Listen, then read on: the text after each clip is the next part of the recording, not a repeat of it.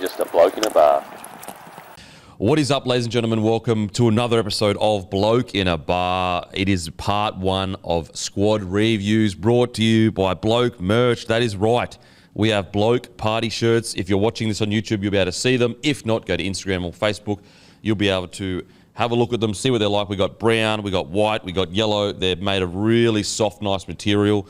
People are absolutely loving them. Head to bloke.shop. We've got plenty of stuff. We've got Bloke boardies as well. First time we've ever released board shorts. We've got yellow ones, we've got brown ones, we've got Bloke hats, we've got Bloke everything, Bloke thongs even. We've got basically bundles as well. So if you want a Chrissy present, perfect to get a bundle. Ask your missus, can you grab us a Bloke bundle for Chrissy? Trust me, you will not be disappointed. And yeah, perfect for summer. Over the next few months, obviously it's going to get warmer. The kit is absolutely perfect. So if you enjoy Bloke in a Bar and you love Bloke as a brand, make sure to grab some Bloke merch from bloke.shop. But I've got the great Gurino and Timmy here. Gurino, how you going, mate? I'm going well, mate. Going well. Got to watch my first game of footy on the weekend. Very early days trial. Mate, early days, not for you. Not for me. This is almost late. Plenty could be anything's out there. Don't worry about that. How many times did you think it on the weekend? I was too scared to say it. I was going to get mobbed. Timmy, what about yourself, mate? Very well, mate. Yeah, Chrissy fever in the air, bit of footy fever starting to trickle back in, NRL-wise anyway, and I can just picture Guru in like early December up on the hill at Leichhardt Oval watching a Harold Matts trial game with his notepad out, studying it. He's got people on the phone. He's got managers wanting to know what he's seeing. Yeah, he doesn't miss much. You know what would be funny in like 20 years if like they're like, there's the Guru. And you're like a mystical creature that comes and watches rugby league. Definitely a creature. No doubt about that. There's like rumours that circle across like playing groups that the Guru might be turning up to watch the trial. And they're like, this is your one chance to make it. Because if you don't perform in front of the Guru, you're done. You're done, skis. If he puts a red line through your name, it's game over for the career. And also you might get a shout on the potty. So it goes either red line or if you get a positive shout on the potty, I mean, there's big contracts waiting. If Guru says your name in 20 years on the potty, guaranteed $1 million contract. Yeah, we're not here to fuck spiders. Now we've got the absolute Judas dog, Matt. We go for potty beers last Friday. The boys, we all go out, have some beers. Matty comes along for, honestly, I reckon it might have been at 3 minutes. And then he nicks off to the Kendrick Lamar concert. So, look, you let us know. Is Matty a dog for dog and potty beers, celebrating such a great year? Or is he justified in going to a Kendrick Lamar concert? How was it, mate? Yeah, it was great. Obviously, it turns out, because we had a last-minute schedule change, I wasn't even going to come to the potty beers, which would have been way worse. But I'm glad I got to come along to the pub for a bit. But yeah, Kendrick was just phenomenal. It was great. It was so good that I went home and watched his Paris concert on Amazon Prime on Sunday. Yeah, it was just so well choreographed. It was quite amazing. Sounds like a good time, mate. Sounds like a good time. Now let's get into the best time and even better time, talking rugby league. We're going to review 8 teams today, review their squad or preview their squad for 2023. Go through it, strengths, weaknesses, recruitment, everything. Basically breaking down how we think their squad is looking for 2023. As always, guys, it's 2023. So much can change. Signings can happen. Players can come into form, come out of form. But it is a good gauge to really see. I think we often look on the weekend and we go, oh, this team played well, this team played poorly. Squad development is like arguably the most underrated part of NRL. I think 10 years ago it used to be down to player 20 was important. Nowadays, I have to look at the Roosters a couple of years ago who had, one of the worst injury runs we've ever seen. And, it was important down to player 30 for them. Still managed to make the top 8 that season. So you need to have incredible depth in this competition if you're going to be successful. And I think, for example, you look at AFL, and because they have the draft and the trade windows, there's a real focus on building a squad and getting the salary cap right and making sure to get certain things. Whereas because NRL is just so willy-nilly, we don't really appreciate how tough it is to build a squad within the salary cap with everything going on and how many huge factors, for example, the Dolphins completely changed the whole market. There's 6 marquee players that use them to get bigger contracts? Yep. Craziness. Timmy, do you reckon it gets enough appreciation, squad development? Yeah, definitely not. And this is where when we do the reviews of these squads and how they're shaping up coming into the 2023 season, where the real inner footy nerd probably comes out in myself, where you look at these intricate sort of details of every squad of, all right, they've got gun halves, but there's no one backing them up. So if a half goes down, this team's stuffed. This team has an absolute stellar backline that'll score a lot of points, but they're a bit light on in the pack, so where's the platform going to come from?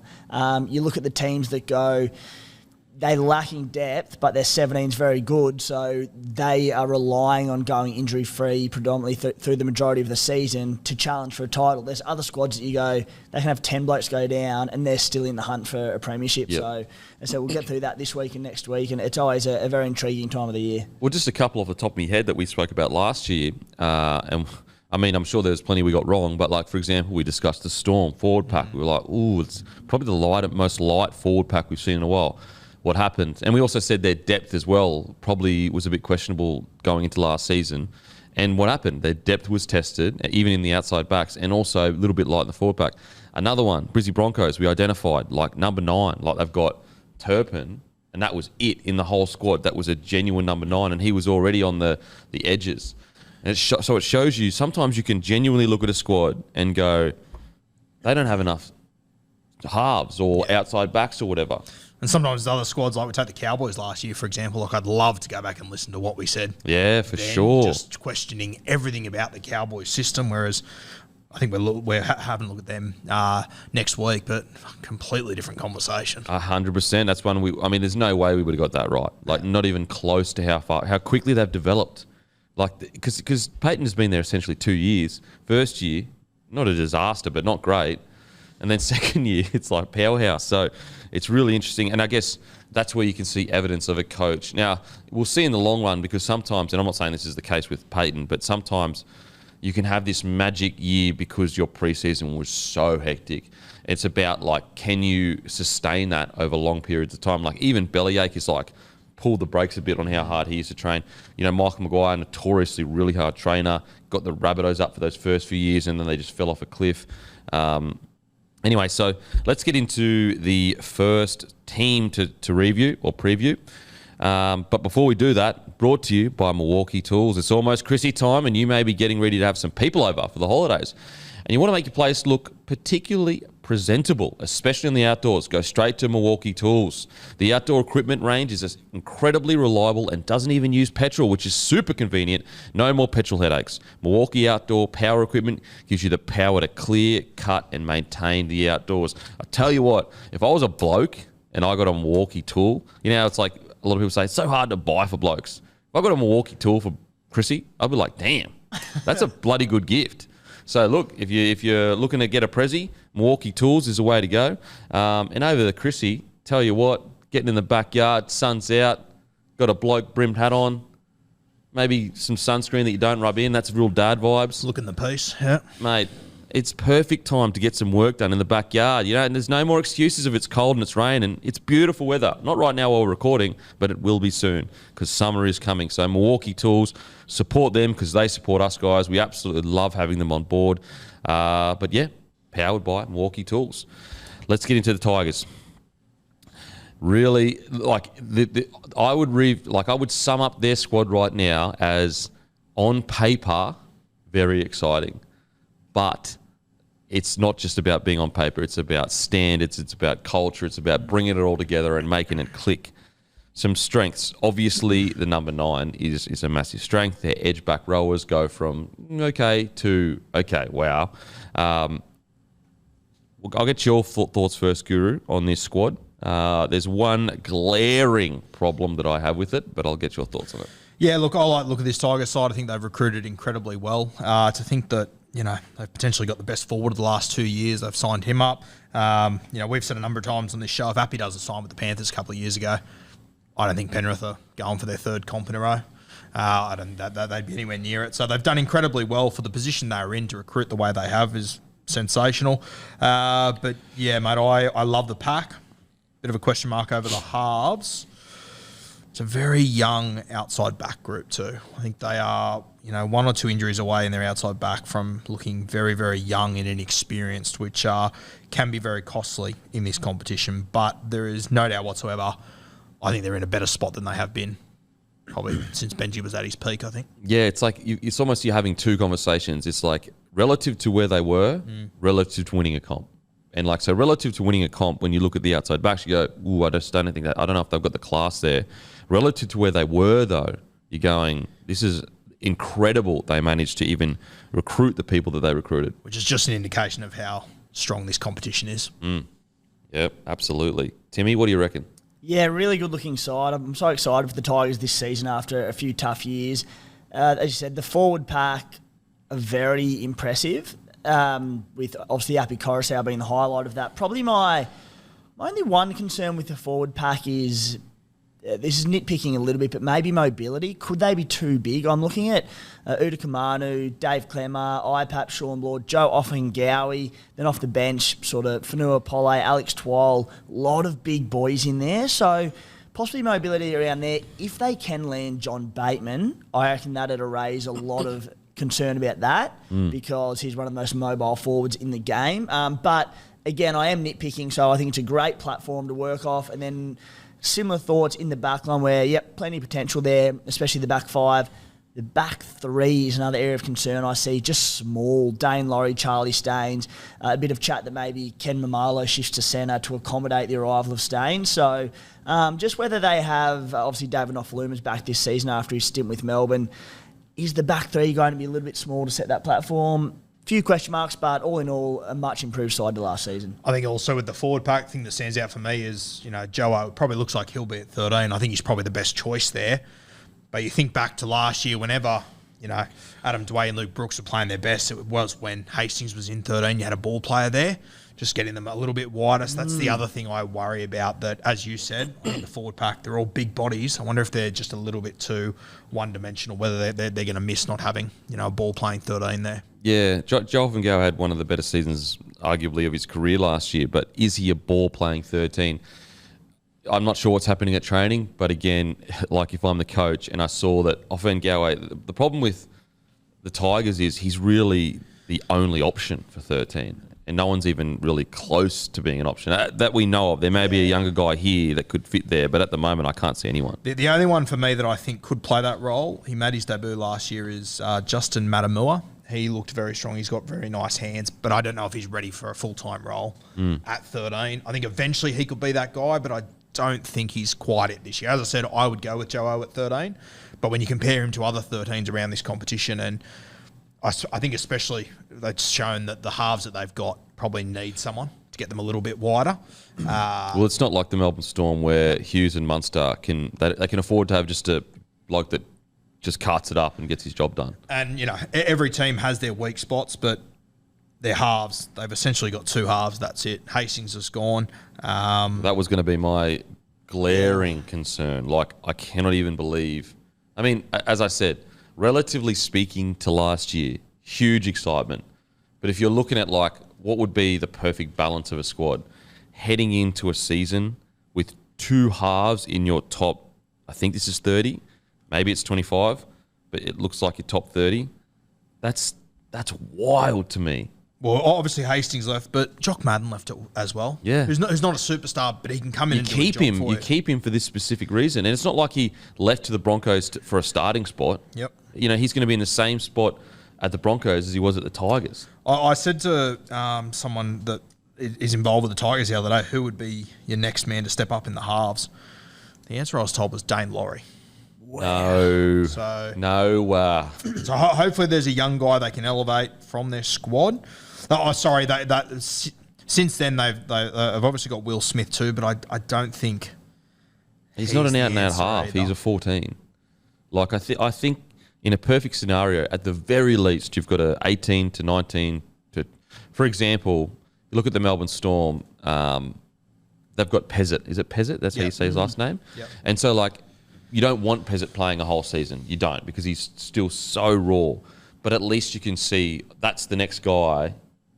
If someone gets injured, that can be brought in, and if he struggles the first few games, it's okay because he's young. Whereas, as I said, you look at this and you go like Will Smith from the Titans was struggling to get a spot there.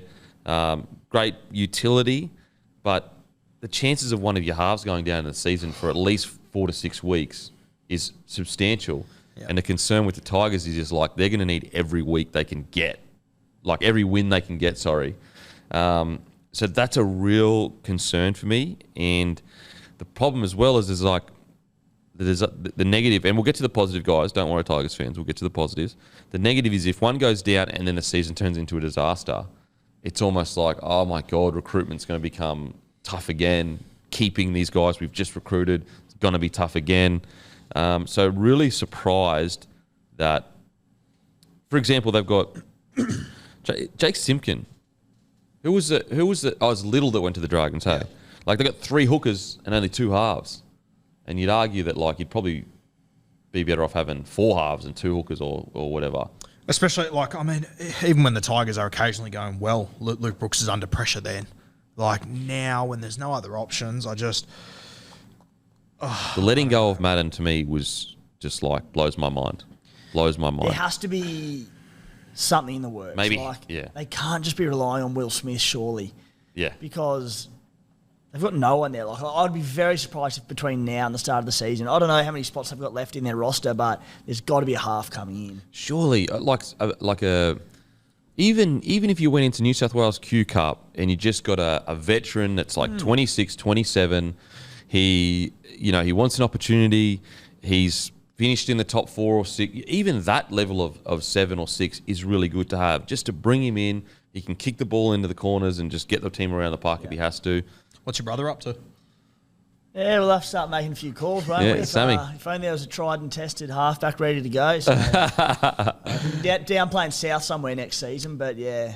It's interesting that, like, surely there's a 7 or 6 out there that would love to just get an NRL squad and get a train and trial, pay him $1,200 a week or whatever it is. So that is a very big concern. Going even more negative. Like, what if Brooks fails to fire? And then you've got this incredible forward pack with no direction.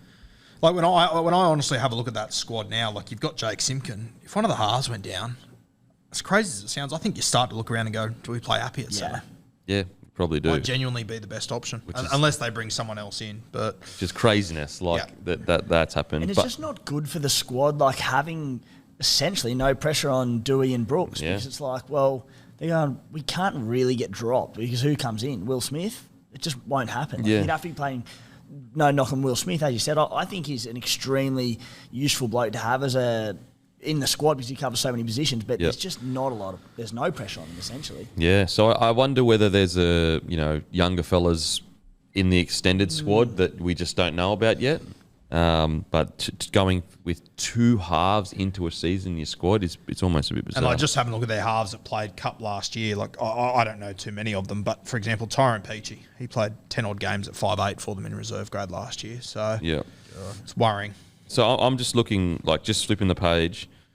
Every single squad I'm looking at right now has minimum 3 halves, and a lot of them have all played NRL. So glaring concern. But the positives is the forward pack. Is this the best forward pack they've had since 2011, 12? Probably, I think so. Yeah, probably since like the Gareth Ellis sort of days, on paper anyway. It's actually hard, like with the forward pack, it's hard to work out who's going to be your starting front rowers, who's going to be on the bench, especially if one of like Fanua Bowl, Blore, Stefano, if one of these guys kicks on to be a real star, which I think under David Klemmer they genuinely could, they could become a real powerhouse in the pack. I mean, just one of them, yeah, you're right. Like, Stefano, we've already seen him kind of kick on, so if we could just find that again, and then if Blore becomes the player that he kind of was coming through the ranks before he got injured, all of a sudden, and let's say Joe in the off-season, just all he does is his ball work, and he because in Joe Offengal's defence, he was shifted into that 13 mid-ish year, or maybe like a quarter into the year. Very hard to expect him to go from a bench front rower-ish to a ball-playing 13. So maybe a whole preseason there changes it for him. Hope so.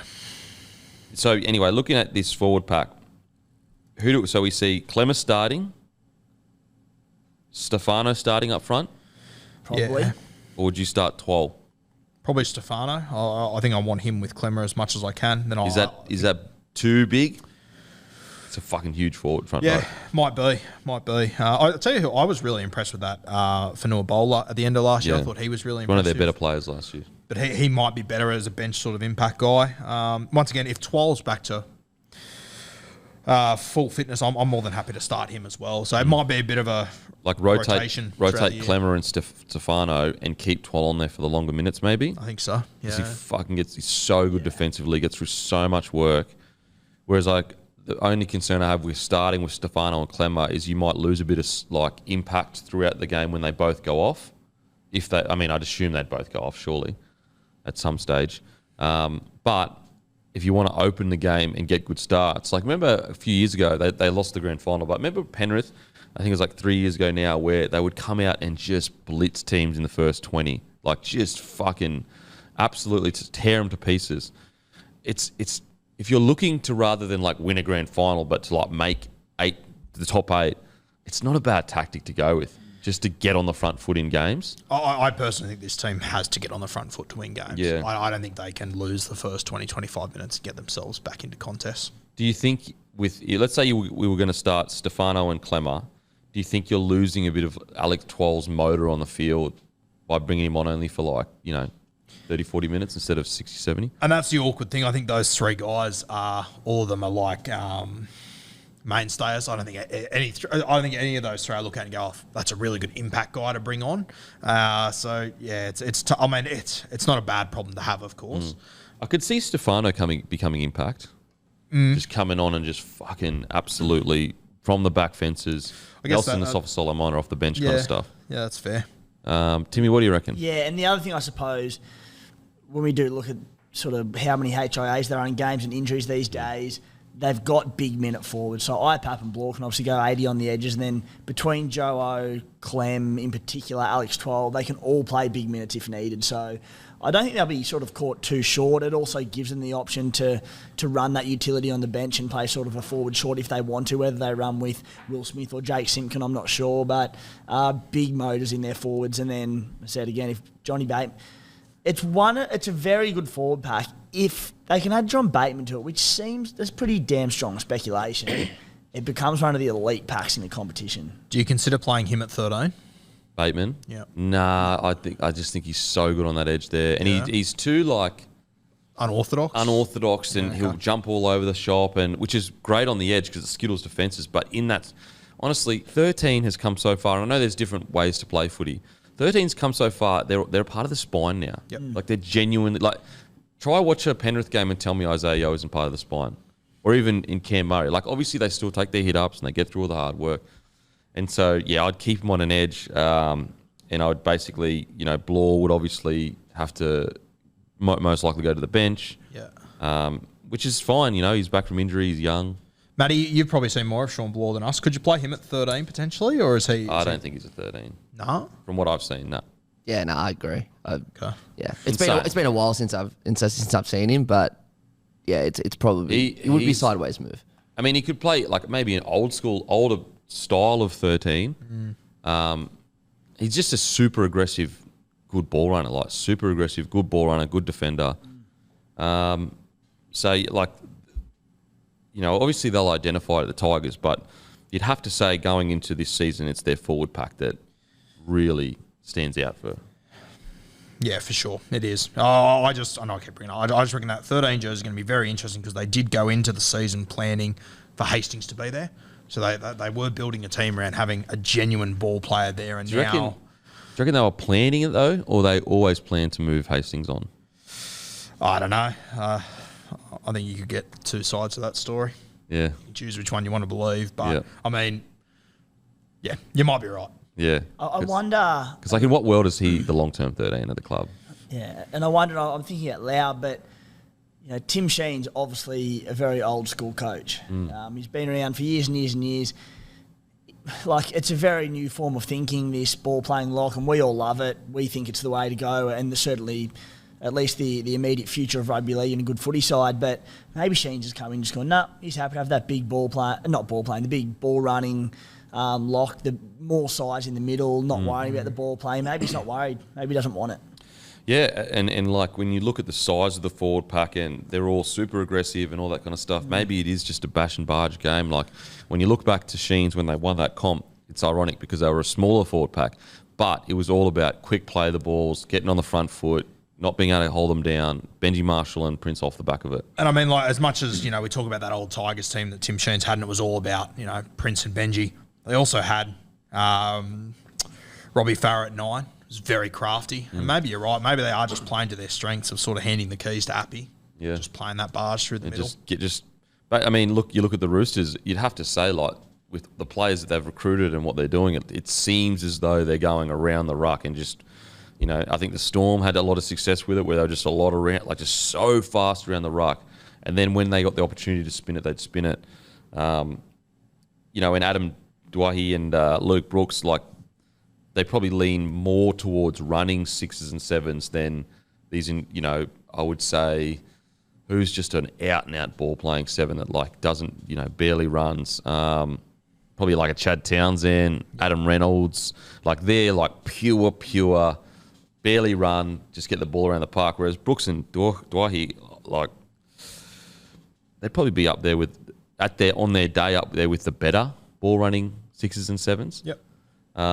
So maybe that's what he's trying to do. And it kind of makes sense, the logic, because of the 6 again rule of this, like, just keep ball in play, and just try and overwhelm them.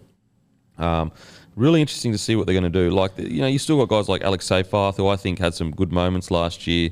I agree, is it Fanua or Fonu? Fanua? Anyway, Fanua Pole. I thought he had some really good moments. Sione Fainu, that's going to be an interesting one. Because the Fainu name, we know how talented that family is. It'll be interesting to see how he goes. But I think, like, you've got your stalwarts, like your Twells, your Clemmers, your Joos, your Isaiah Papali'i. But I think they really need Stefano to have a massive year this year. Yeah. They can't afford to go another year without a young gun forward coming. Because, like, then it's like, who's the next young gun forward that they have that, like, could genuinely play Origin? Right now, it's really, maybe Sean Bloor down the line, but we haven't really seen much from him. Stefano's really the only one where you'd go, oh, that's their version of Payne Haas, or that's their version of whatever. I really think he needs to have a big year. I think there's a game plan there with this squad that can work, but I just think they're going to need a lot to go their way. Oh, yeah. I mean, Brooks and Dwyer, he need to stay on the field. Well, yeah, if the 7, 6 and 9 get injured, suspended, whatever it might be, I'm very, very worried about them. And, mate, for all we know, like Appy, if he plays Origin this year, there's going to be 3 months where he's going to be out of the side. That period's going to really worry me. Yeah, for sure. I think some positives. I think in the hooking role, they've done fantastically in regards to depth. Appy, obviously, Simpkins can come and do a job. He's still relatively young. I think he's still about 22, 23. I'm not even going to try to say that. Rue Negatura? Tikura? Who did he play for? Fiji? I think so. So, like, great depth in the hooking role. The backs, apologies, got to get a little bit negative again. Just on him, on Rua, he was the Jersey Flag Player of the Year last year and captained him to a undefeated season. Maybe, well, that could have been 2 years ago, actually. Yeah, so he's good. Far out. Like, there you go. So their 9 role is... Yeah, and pair them with Appy. I'll improve out of sight too. Yeah, well, that's what I mean. Like, when you talk about, like, squad, like, balance, their 9 role, you could make the argument it's one of the best 9 role, like, 9 depth in the comp.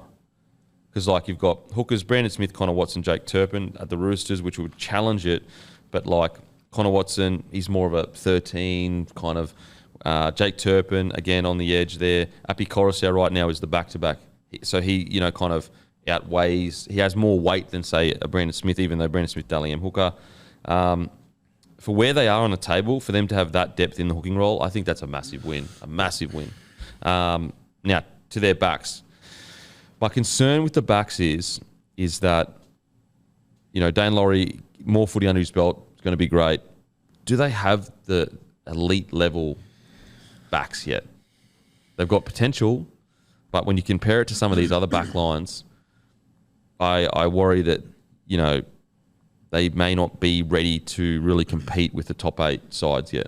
I agree, and I think that they're two wingers. You got Ken Mamalo and Noff, who are, you know, the better players in this back line, who still defensively I've got a lot of question marks over. And then you look at all the centres. And they're not, they're form-wise, they're not at their peak right now. You know. No. And then you look at their centres, I mean, mate, you're picking out of a lot of young guys who have potential, but centre is such a key position, especially in defence. You can probably talk more about it, but having so many young heads in your centre spots, that always worries me. Yeah, oh, absolutely, absolutely. And the thing with a young back line, it's like if you get rattled with 1 or 2 tries at the start of the game, everyone's heads off. Like everyone's shooting in, or it's all disconnected. Whereas when you have some older players in key positions, they stay calm, they stay within their systems. What do you reckon about the backs? Yeah, you mentioned before with Stefano Utokumanu needing to, or one of these younger Tigers forwards to really be the next sort of big thing in the pack. My head immediately went to the back line, and there's, as Guru touched on, there's a lot of backline players with potential in this side. Like what have we got? Tommy Talau, Asu Capeo, Junior Tupu, a few of these blokes who have been hyped up and never really hit their straps. And I'll let them off the hook a bit because they've played in a struggling Tigers side for the last couple of years when they've had their chances. But I think we just need one of these players to slot in at centre or the wing, and one of them did really hit their straps this year. And behind the forward pack that they've now got, I think they can do it. Tommy Talau's the one that I particularly like, who's had some injury troubles the last couple of years. But Tommy offers a lot. I think he's a really good defensive centre as well. And he's the one that I'm excited to hopefully see with the full season under his belt. They are lacking a bit of strike out wide. Ken Mamalo, if he does shift to centre, I don't think I've ever seen him play centre. He's a big boy. Whether that'll work out or not, I'm not convinced. So, look, I think they've got the platform up front that this backline can do enough damage. Whether or not it's enough to sort of be top 4 or compete for a title, I'd probably not, but there's enough there. If Nofaluma and Mamalo can get back to their best footy, I think that changes everything. Because them at their best footy are literally, you know, one of the best wingers in the comp. David Nofaluma, there was years there where he was incredible. Ken Mamalo at the Warriors, there were years where he was the best winger in the comp, just destructive. It's just a matter of getting him back to that spot. And I mean, if we're being honest, historically, Tigers don't tend to do that, which is my biggest worry. I just look at this side and I think that when you're coming up against them, I think the game plan sort of writes itself. They've got a big pack, you want to move them around, and then you're going to really attack their edges. Yeah, I think I'd just be running at their three in defenders, so their halves, and just staying around the corridors there. Yep. Yeah, Tommy Talau, massive raps coming through, came in, made his debut, played solidly, had been really unlucky with injuries, especially last year. Did you get a chance to see Tommy Talau coming through? But he, if I recall correctly, he had a lot of raps on him. Yeah, he was through all those pathways. He was, as you say, a lot of raps on him. One of the guns coming through, and because he was injured recently, so yeah, that's the only thing that's halting him at the moment. The other one that I thought was good last year, I think he came after the year, was that Stafford Toa, or maybe he arrived late in the preseason or whatever it was. I thought he was decent last year. I'm not sure if he's I'm just not sure what position he is. Yeah, that's my other worry. But I think he has to be a centre in this team realistically.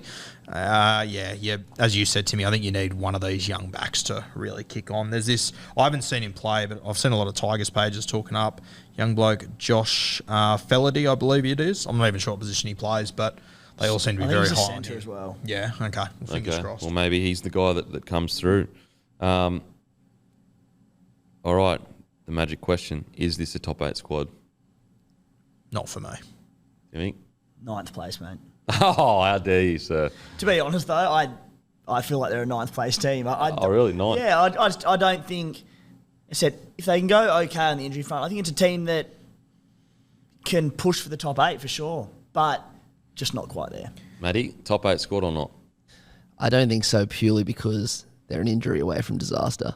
So Yeah, not for me. I think the other thing just to keep in mind with this Tigers squad, and for younger listeners, their coach Tim Sheens, he's got this incredible knack over the last 40 years of rugby league of just revolutionising whatever is going on. Whether he's capable of doing it with this squad, I don't know, but he has been doing it for a very long time. So that's the one thing that makes me think maybe I'm underestimating this side. Yeah, look, they're building towards something good, in my opinion. It's this year, in my opinion, it's not about making the 8. I mean, it is about making the 8, obviously. It's about fighting for the 8 because at least they can show progress. And it might sound like to Tigers fans, we've been sitting at 9th for so long. Well, actually, when you look at the last few years, they've been going back every single year. So this is about reaffirming that they're on the up. If they can do that to the market, all of a sudden they go out and they get that depth 7, or they go out, they get that gun winger or centre or whatever it is. So right now, I don't think that they have the squad to make the 8. If you had said to me 2 years ago, this like as in that, and they'd recruited like this, I would have said, oh, I think they could challenge for it. But the concern with the Tigers and making the 8 this year is the improvement of so many other squads where you go, shit, like, for example, like the Broncos didn't make the 8. And if you look at the Broncos squad, and maybe I'm biased, but if you look at the Broncos squad compared to this squad, I would say it's more likely of making the 8, and they may not make the 8. You got the Cowboys, you got the Sharks, like this. That 8 just becoming very congested. Yeah. So I think just outside the 8. I think there's going to be 2 or 3 teams this year that improve their football, but ladder-wise, don't move, unfortunately. Yeah. Which is a good sign for the comp that we're getting this much improvement. So I think we'll see improvement from the Tigers this year because they've got some of the best recruitment in the competition, but they've got to stay injury-free. If they get injuries in key positions, it could be an absolute disaster. Like disaster to the point where like people are getting releases, all that kind of carry on. I think the other advantage they've got, both of your halves, granted, you need them to stay injury-free. They're both off contract. They're both in contract years. Yep. So point to prove there. Whether it's going to be at the Tigers or somewhere else, I don't know. But, I hope it's at the Tigers. I'm just trying to look here. So Brooks 2023, Dwight 2023. Is that a concern moving forward for recruitment? I think so, for sure. It's an odd situation. You've only got 2 halves in the club. They're both off contract next year, and the coach you've got this year you already know isn't going to be the coach next year. It's a very unique, I hate to say, but it's a very Tiger situation. Like, there's not many teams that would find themselves in a boat like this other than the Tigers. The concern is like, if they kill it, like let's say they come out, Brooks reaches his potential, Dwight, he plays as well as we know he can. The forward pack come out and just explode people in the first 12 games, and they're sitting top 4, which is like, although it's crazy, it's still a reality. It's not like they're so far off that they couldn't do that. All of a sudden, Dwight and Brooks are commanding like $1 million each. Yep. And you're going, shit, maybe we should, you know what I mean? So it's a risk, massive risk. And it means if one of them does go good, like that will mean that a couple of these young forwards will go good, a couple of these outside backs will go to a new level. All of a sudden, the Tigers are paying out the arse to keep these guys they've had for years. They haven't got any. Yeah, it's interesting. I mean, I understand why the Tigers have done it though, because it's like how long. I mean, me personally, I would have depending on how much he was asking, I would have re-signed Waihi like earlier in the year. Again, depending if he's asking like $800K or whatever, then obviously I wouldn't re-sign him. I don't think he's there just yet. But if I could land Waihi around a $500-600K, I probably would have kept him at 6. Even just having a look at David Nofaluma, like he's probably the guy that's been there outside of Brooks, the guy that's been there the longest. Like he's got another 3 years left on his contract, and they let him go to another club halfway. That's bizarre. What's going to happen there? Like, there's no way he sees that 3 years out. Surely. Well, I'm surprised he's back there. I didn't think he'd return to. Well, I reckon it would have been more down to the fact that Storm probably weren't willing to pay half his. I mean, Tigers, weren't willing to pay half his deal. Yeah, because he wouldn't be getting the same at the Storm, obviously. Yeah.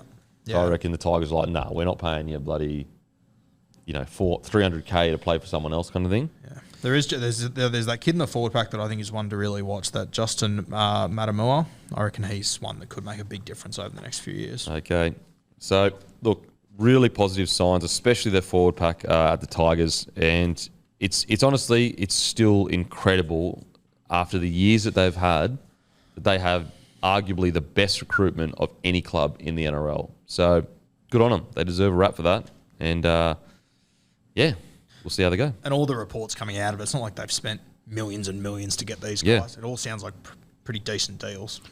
I mean, this Mitch Moses chat, this 1.4 chat, I don't know if they're offering him 1.4, but maybe that's why they haven't re-signed one of their halves, because they're trying to get Mitch Moses back. I can't see Moses going back there far. No way. The report was that that's what's holding up the Bateman signing, because they want to get Moses. That's just an article I read. But yeah. I just can't. Could you really see Moses going back to the Tigers after how great it's been at the Eels? Even the way he left the Tigers, like it wasn't good. Like it wasn't positive. It wasn't mutual. It was a fucking shit fight. And also, like, the reports were that they chose Brooks over Moses. Like, that was the report that came out. And also, and like the way it was all handled, and it didn't seem like it was a happy breakup. So I don't know. Like, are Tigers being used right now for Moses to get a bigger contract? You'd have to assume. Surely they are. But like, how are they not aware of that? Like, and look, we don't have any inside info, guys, so maybe we're talking utter nonsense, and we apologise to the Tigers if that's true. But if I was the Tigers, after everything that happened, I would be like, boys, I feel like we're getting used here for a bigger contract. But maybe I'm just too cynical, Guru. Maybe too many bad things have happened to me. I find it hard to believe. Now, onto the Doggies. Huge recruitments, Doggies, Tigers. That's why we started with it. A lot of changes in the squad. So let's get to the Doggies. Matty Burton, his year last year, and then he goes away for Australia, plays the way he does for Australia. Absolutely outstanding. Kyle Flanagan, another year working with him. Interesting situation they're in, because obviously Kyle Flanagan, it seems like he can negotiate with other clubs, which is surprising, because I feel like you probably re-sign him for relatively cheap compared to other sevens and he'd get a job done. But anyway, when you look at this squad, Josh Adokar on the edge there, I will say, right now in the backs, probably a little bit light. When I look at the forwards, I would say better than last year, maybe needing a young forward like a Pele to step up to really add some oomph to Luke Thompson. But all in all, I think the addition of Reid Marnie working with Flanagan and Burton is going to be incredible. Still question, even though I think Avrilo's a fullback, still question mark is, can he take the step? He's a good NRL fullback. Can he take the step to becoming the elite level at the moment? How do you see this squad? Yeah, I think it's another squad that is improving. There's no doubt about that. Obviously, a couple of big signings this year, which is very exciting. You look at the outside backs. Obviously, Josh Adokar, fantastic. But I agree with you, mate. I think outside of him, they probably need a young guy, whether it's Skelton or Alamotti to kick on, one of them to really explode. Like I probably think Braden Burns, I think he'll be a certainty for one of those spots on the edges. Declan Casey probably too, but yeah, I don't know about Canterbury. There's a lot of hype around them. I think they'll improve, but I'm not sure if they'll be a top 8 Look at these. You've got Carraz that will be, on one edge most likely. Yeah. Or fullback. Braden Burns. Corey Allen's gone.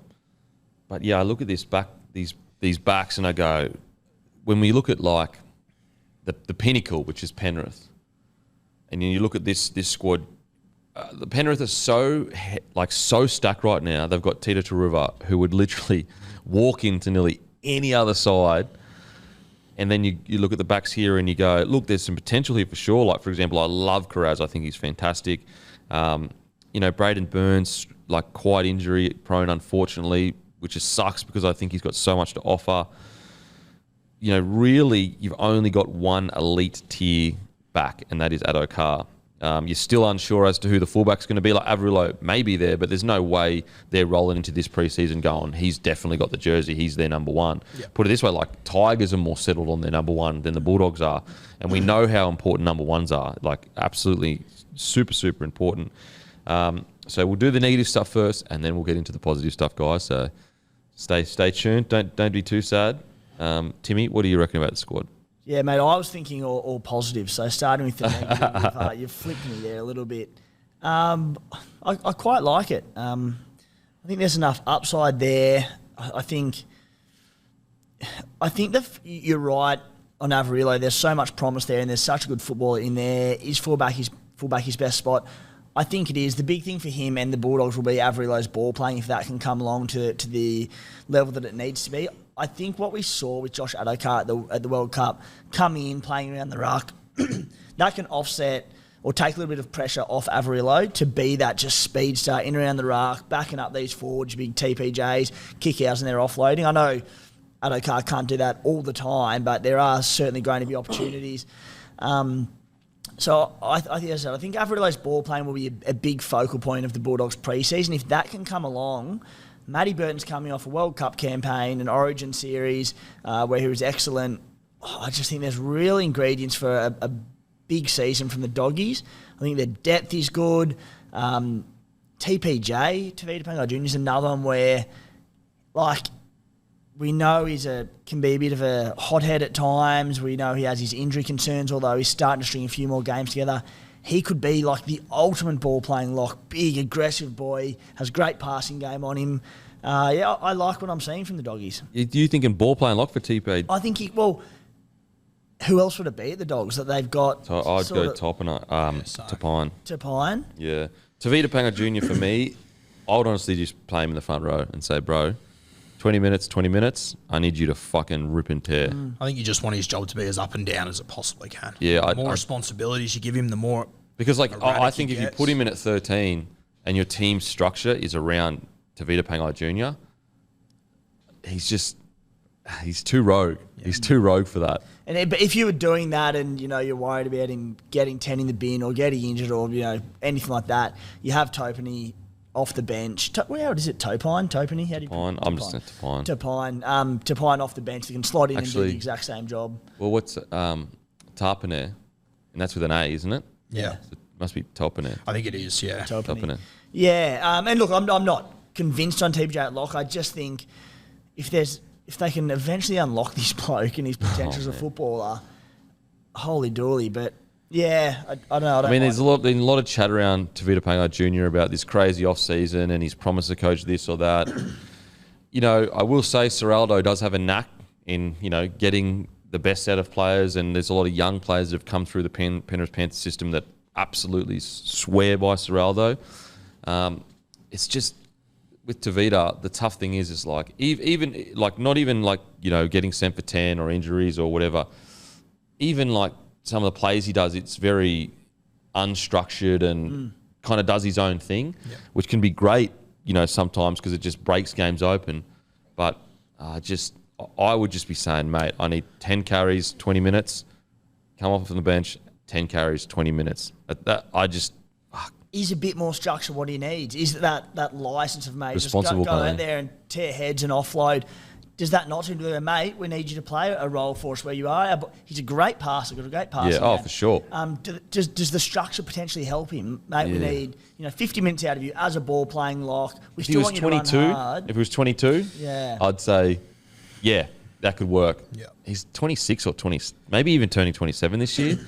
And to play devil's advocate, I would argue that probably the most consistent 6 or 7 weeks of TPJ's career was when he was at Penrith and Seraldo was there. Hopefully, it can transfer. That's a good point. You, mate. He was good at Penrith. Yeah, he was really good at Penrith. He came on and did a job, and he did it specifically. Now, is that the Penrith system that's forcing that? Yeah, or is it a Seraldo thing that he has a good connection with? Yeah, I'm playing devil's advocate there. I'm not buying it personally, but if you are looking for a positive there, they can potentially get out of TPJ. I think that's the avenue I'd be going down. The longer his career goes, the more frustrating it gets because, mate, he could be the best forward in the competition. And that's not hyperbole. No, I'm not taking the piss at all. People will say we are. We're not. Tavita Pangai Jr. at his best could genuinely be the best forward in the comp, or at least in the top 5. He is destructive, and he has everything. He has ball playing, crazy offload. Like, you literally can't stop him offload. Great footwork. It's just... When does that come? I remember that game a couple of years ago where he went 1-on-1 with Taumalolo. He played him off the park in that game. Everyone went Origin. The next 3 weeks, it was just duck eggs from him. Like it's just so up and down. He's got so much ability, but I don't know how they get the very best out of it. And the beauty of this side is that you've got Luke Thompson, you've got Max King, you've got Ryan Sutton, you've got guys you can put around him where his job is very simple, very limited. Imagine a front row starting Tavita Pangai Jr., Thompson, edge, Kikau, other edge, Raymond Fatala-Mariner. Like, that's a fucking good forward pack. It's just that, again, and as I said, like, that's why I said Pele, if Pele steps up and becomes that front rower, they just need one big bopper to step up and partner Thompson. And all of a sudden their forward pack goes to their team. Even though I think they're lighter in the backs, I would have their team more chance of making the 8 than I would have the Tigers, for example. Yep. That's how much, if they just get that last piece of the puzzle.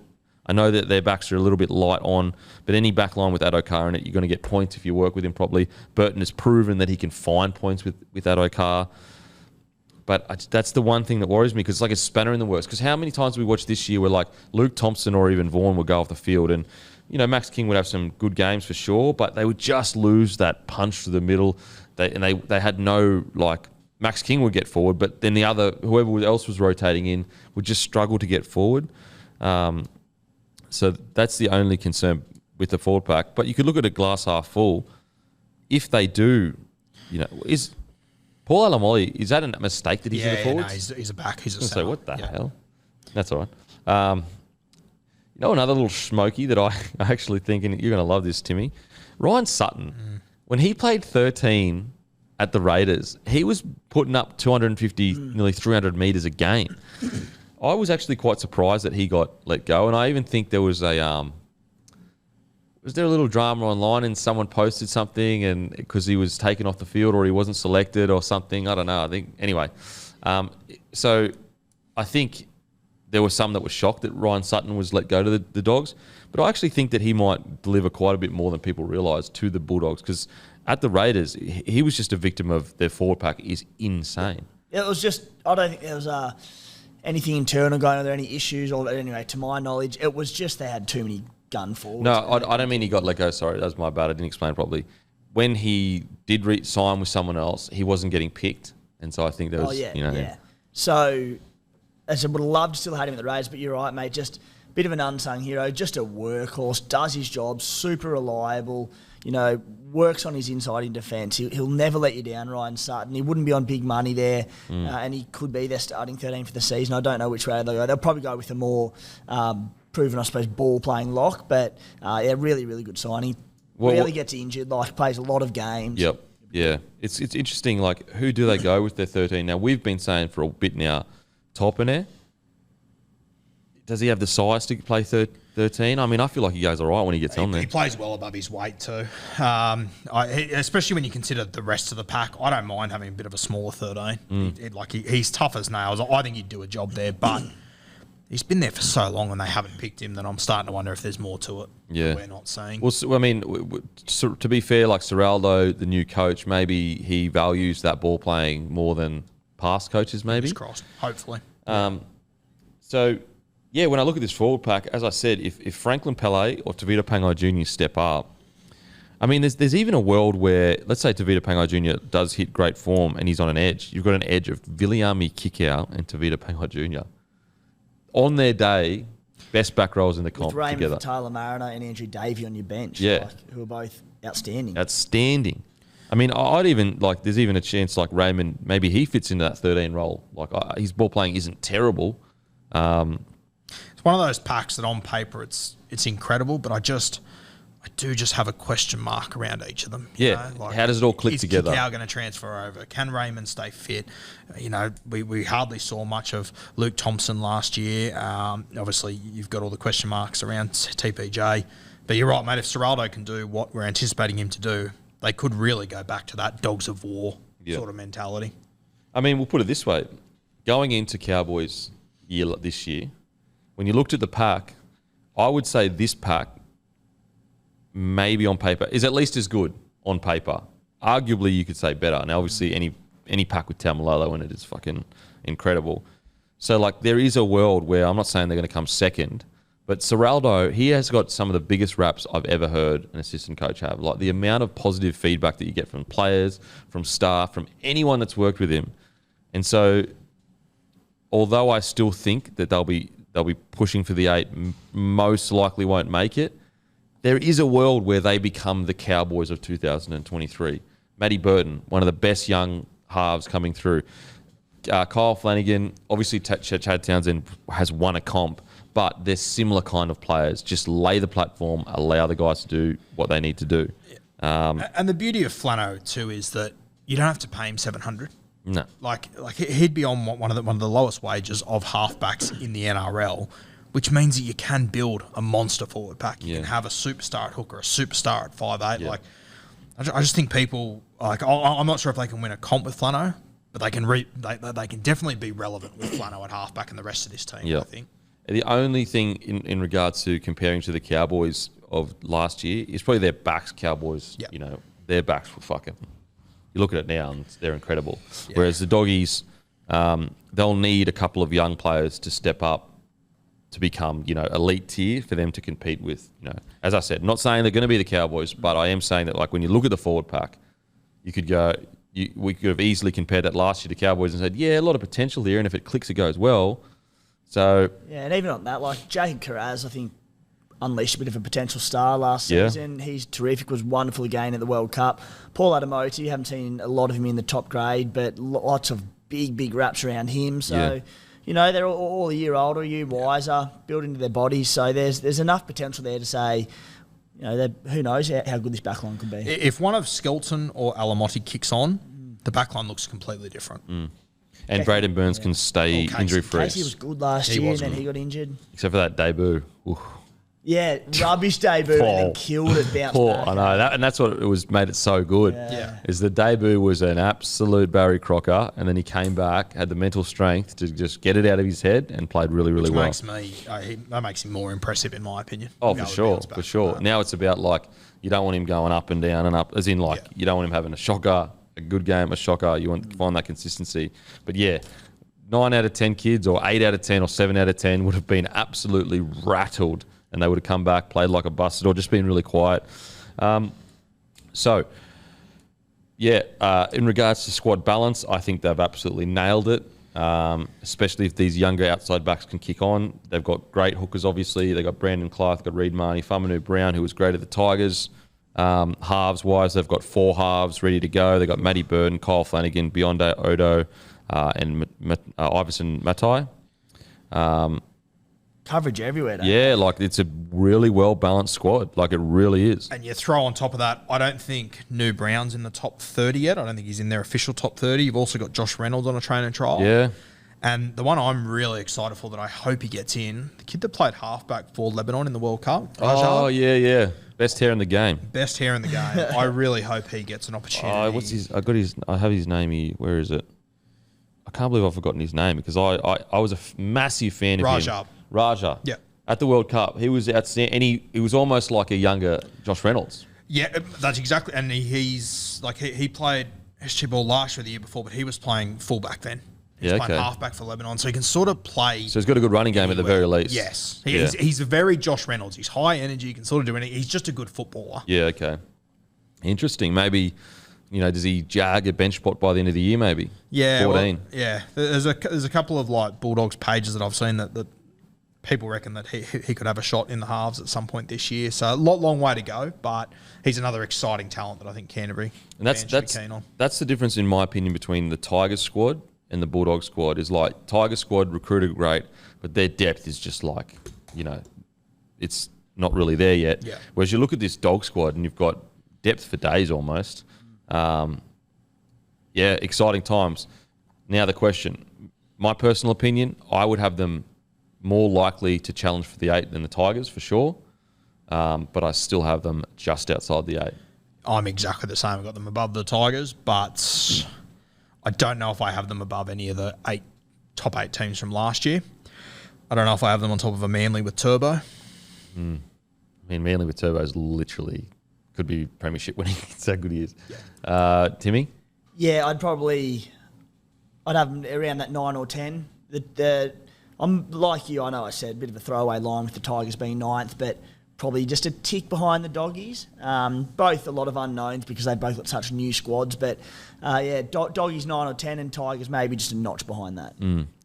If you had to choose gun to head, pairing of Kyle Flanagan Burton, pairing of Dwight Brooks. I'd probably go Flano Burton. Where would you go? I would too, just because I think Birdo's the man. Yeah, I think it's an interesting one because if Brooks plays to this potential that we've seen for so long, we have to remember, was it 2018 Dally M7 of the year? Yeah.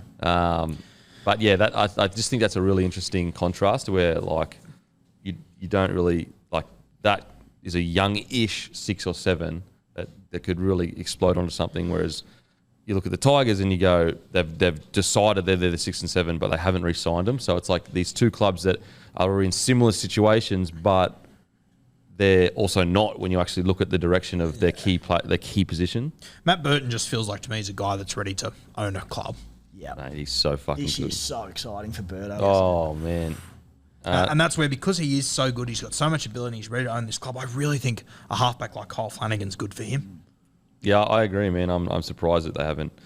Now, we have to talk about it. Matty Burton off contract. Is that a problem? Yeah, a couple of nervous nights for Especially with how good this guy is. Like, nearly any club would try to, because he's just a footy player. Like, he'll play centre, get Dally M centre. He'll play 6 and kill it. That, unique kicking game that he has. Yeah, I also think that, I mentioned this a couple of weeks ago, you see with young guys that go away on kangaroo tours and spend 8 weeks with the best of the best, they come back with a newfound confidence. They're completely new players. He is super exciting to watch this year, and he could knock his value up 200 or 300K this year, I reckon. Oh, he's so impressive. And like what I loved about, and we spoke about it during the year with Matty Burton, during that Origin when it was legit cauldron, Suncorp Stadium, punch-ons, everything's going bloody south, he was still ripping and tearing after the punch-on. Like most young blokes in the Origin cauldron have just been in a fight with Dane Gagai. One of argue a generational, in a sense of this generation, Dane Gagai on Origin is like one of the best outside backs we've seen. For people that have been watching for the last 5, 6, 7 years, he'll go down as the guy for them, Dane Gagai. Gets in a punch on, takes a bunch of hit-ups after it, stays super aggressive, and that's the moment where I was like, he's a big game player. Like, he doesn't allow moments to get to him. He doesn't get smothered by moments. He just continues to believe in himself and turn up. Matty Burton, for me, if I'm the club, I'm doing literally anything to keep him, other than obviously paying him like fucking bazillion dollars. But you know what I'm saying. And that's the other advantage I think this Canterbury side has. When I have a look through their squad, I think come Origin time, I think it'll only be Josh Addo-Carr that goes to play Origin. I think Burton, if Turbo is playing, I think he lands a centre spot. I think Jack Whiten's probably on the bench. I think Burton might be the really unlucky guy for Origin, but it means that they get to keep their entire... Like, I don't see anyone in that forward pack playing Origin. Reed Marnie will stay too now. Yep. So it's Harry Grant. They're in a really, really good spot. Yeah. Have you got him making the 8, Matty, or what do you got? Yeah, I've got him in a little 7 to 10, 7 to 11 bracket. But as Guru said, it is hard to see who will drop out of the 8. But aside from that, as of all the teams that are improving, I think they're improving the most. Like, you have a look last year on the ladder, teams that finished 5th, 6th, 7th, 8th, 9th and 11th in front of Canterbury, they all underachieved in my opinion. Manly, Brisbane, Raiders, South Sydney, Roosters, Storm. Yeah. Going to be interesting, but very exciting times for the Bulldogs. I mean, the change is and a key person is Serraldo. If he becomes the coach that everyone thinks he can be, it's exciting for the Dogs. It's really, really exciting. I'm actually as I said, I think the Bulldogs have more upside at the moment than the Tigers. I'm really excited about the Tigers' recruitment and that, but there's just the depth thing that worries me at the Tigers. But yeah, Doggy's very exciting. Now let's get on to Dragons. Wow. This one's tough because, as we discussed last week, guys, there's so many what ifs. There's so many, they are banking on their young guns. But will their young guns become everything they should become? at that club? You know, do the young guns need to be somewhere else or whatever? So when I look at this squad, they've got one hooker, they've got 3 halves, but, you know, one of them, you know, probably is ready for first grade, but will be maybe playing on the bench. They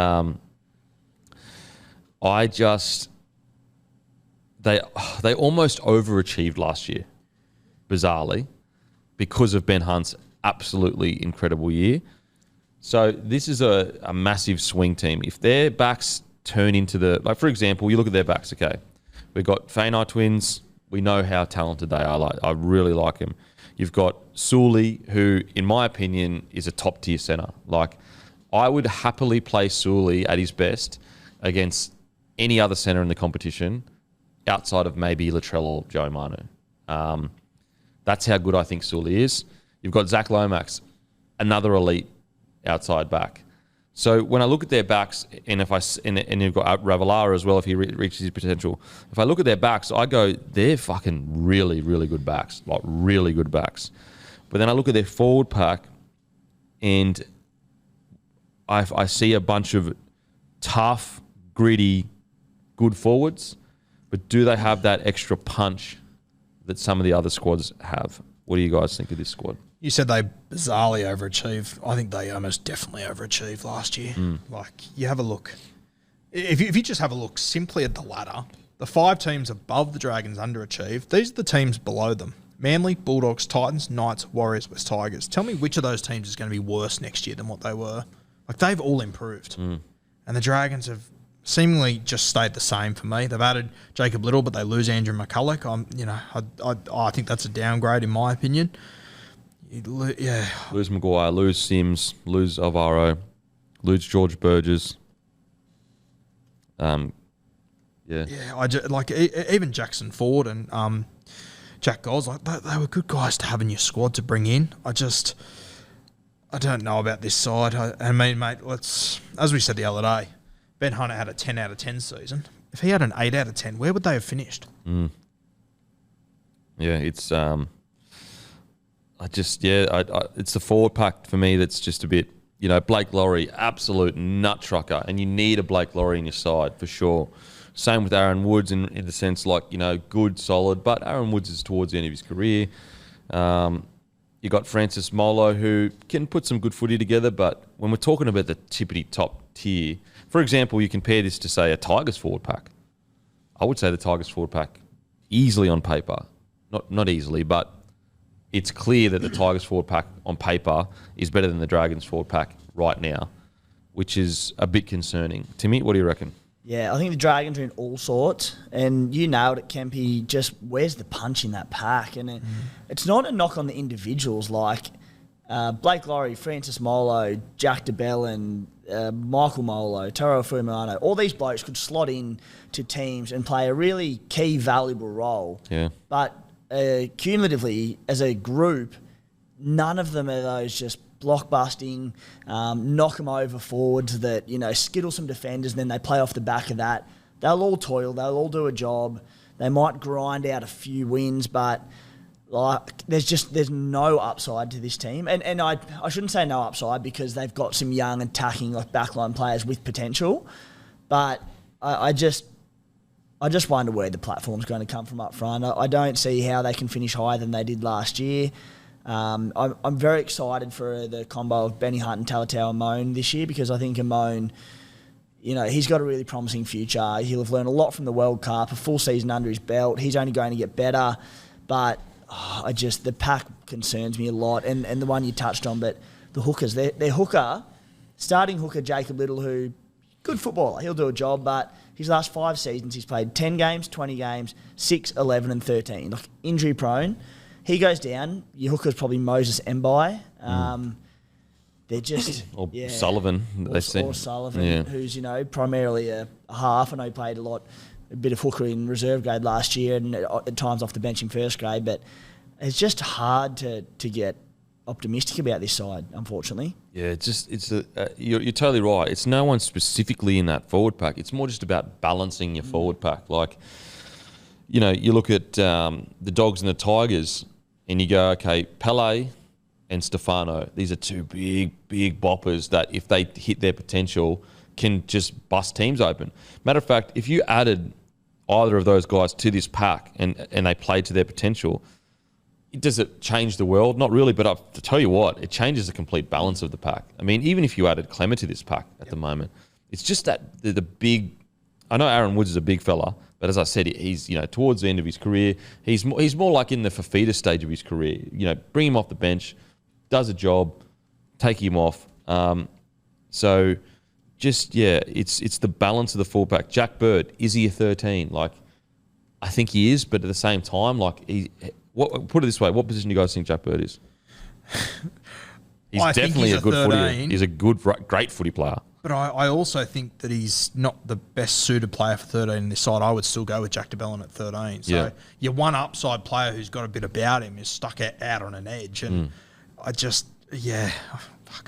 They're such a frustrating team to try and put a good squad together because there's just no upside in it. It's Ben Hunt or nothing. And, I agree, mate. I love Amone. I think he's got a big future, and I thought he's going to go away to the World Cup. He's going to lead Tonga. They're going to be great. He got over there and they were picking Isaiah Katoa before him. He didn't even gain any experience out of that World Cup, and Tonga were incredibly disappointing, and he wasn't even part of it. Yeah, it's interesting. And he was getting really good towards the back end of the year, mate. Yeah. And in the half situation, there's no more clarity as to what's going to happen. Like Jaden Sullivan, Bud Sullivan, surely he's not playing 14 off the bench again. Surely he's leading the New South Wales Cup team around a park to try and win a premiership to get him that experience. But in saying all of that, Jaden has come out, and even I think Tyrell Sloan have come out and said, we're fully on board. There's just a bit of a miscommunication, and we're here to be developed and all that kind of stuff. I will say a really interesting thing at the Dragons, and I don't know if this is a good thing or a negative. Outside of Sullivan, Lomax, and Sullivan and Hunt, every other player is only signed on to 2024. So, there's a world where in, 2 years' time, this is a completely different roster. I guess the unfair thing for Hook is, does he have that much time to be able to reset this roster? Yeah. That's a bit of a worry to me, to be honest. I think it's a matter of time until Hook goes personally, and then they're starting all over again. They're literally starting all over again, and their whole roster is, for example, does Sully stay if he continues to play the way he's going to play?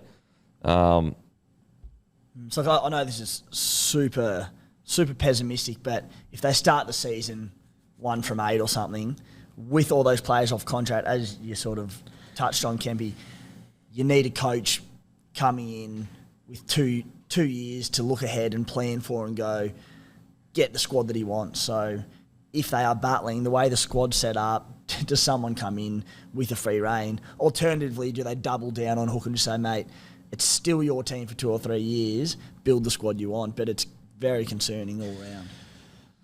The thing with the Hook situation is really bizarre because, and someone made a comment of, on YouTube, and it's a fair comment, look, they're back in their youth, they've got really good guns, rah-rah. The concern was they wanted to leave the club last year. They made massive noise about leaving the club, so it's not like, it's not like you've got these young guys who are I'm pissed off, but I absolutely love Hook. I mean, they may be sweet now, but at the time there was no okay, I disagree with what's going on, but I love this guy as a coach. He's really getting the best out of me or whatever. And maybe it was the young fella's fault. Or I don't know. I don't care whose fault it was. The fact that it remains is that they clearly weren't agreeing on where they each saw each player. And so the Dragons are in this very strange spot of all this really good youth, but let's say Hook, let's say they go 1 from 8 or whatever, and Hook, unfortunately they let him go. I see a painful few years for the Dragons because then it is officially a rebuild because then Benny Hunt goes, and then all of a sudden you've got 2 really young halves. It's a massive rebuild. I don't know, you even had Ben Hunt come out a month or 2 ago and say that, Hook's under pressure. We know if we don't perform to start this season, you've got, I don't want to harp on it, but you got 3 of these blokes that showed up to their end of season due, which blew my mind. You've got the captain coming out and saying, we know he will be gone if we don't win. it seemed to me that there was a lot of guys that would be happy to be playing under another coach next year. Whether those optics are right or not, I don't know. But it is just an awful situation. Mate, as you said, like the only bloke that's signed up until 2026 is Zach Lomax. And that was done ages ago. Bro, and if I was Zach Lomax manager, I'd be saying, let's get you out of there. So I really much would. potential. Like, so much potential, but are you ever going to achieve what you're meant to achieve at the Dragons? I'm not sure if he will in this current situation. Like, if he could get the money or whatever, and maybe he's on a big wicket, so he'll stay, which is fair enough. But, like, imagine the Doggies with a Lomax in the centres, or the Tigers with the Lomax in the centres as their improvement. I know it sounds silly because you're sitting there going, as a Dragons fan, you're going, Dogs and Tigers are literally below us. Like, what are you talking about? But I don't know. I just see at the moment as a club, I see more upside. I mean, Tigers are a different case because you just don't know what's going to happen with that club. But Bulldogs with Serraldo, with the Laundry group behind them, with Gus Gould, like that. If that's not a club on the up, like I don't know what other indication you could get. Whereas the Dragons at the moment. But anyway, let's try to get positive. Let's try to get positive because I know Dragons fans will be stinging right now. The positive is their outside backs talent is fucking amazing. Like actually amazing. Matter of fact, like if they all reach their potential, they could be one of the better backlines in the competition, in my opinion. Outside of maybe, Tyrell Sloan, if he reaches his potential, fullback wise, he could be, a top tier fullback. That's if he reaches his potential. But when let's say you've got a Sloan in 2 years or whatever, hitting his peak, great ball player, great ball runner, gets better at defence, gets all that kind of stuff. You've got Lomax at his peak, who was literally in the Origin squad. Sully, who, as I said, I think he's a top tier. And then you got Fainai on one wing, and you got Ravalawa on another one. Tell me that's not a top tier backline. And this is the frustrating thing, mate. Like they've got the players. Like you look through and you go, like I would argue that Lomax and Sully, whilst they're young and they're getting there, like they're probably two more strike centres than a lot of other teams in this competition. Easily. Like, okay, we just talked about Tigers, Doggies. Imagine those two sides with those two centres in it. We'd all put it this way. Imagine the Doggies, how differently we'd be talking about them if they had Sully and Lomax in the centres right now. We'd be going, fuck, this is maybe even a top 8 side. I guess that is one positive for St George that, Moses Sully arrived there with a bit of a question mark around him. Are they going to get the very best? And they did get the best out of him. Yeah. So hopefully they can do it with a heap of these other guys, but they got heaps of depth in the backs as well. Yeah.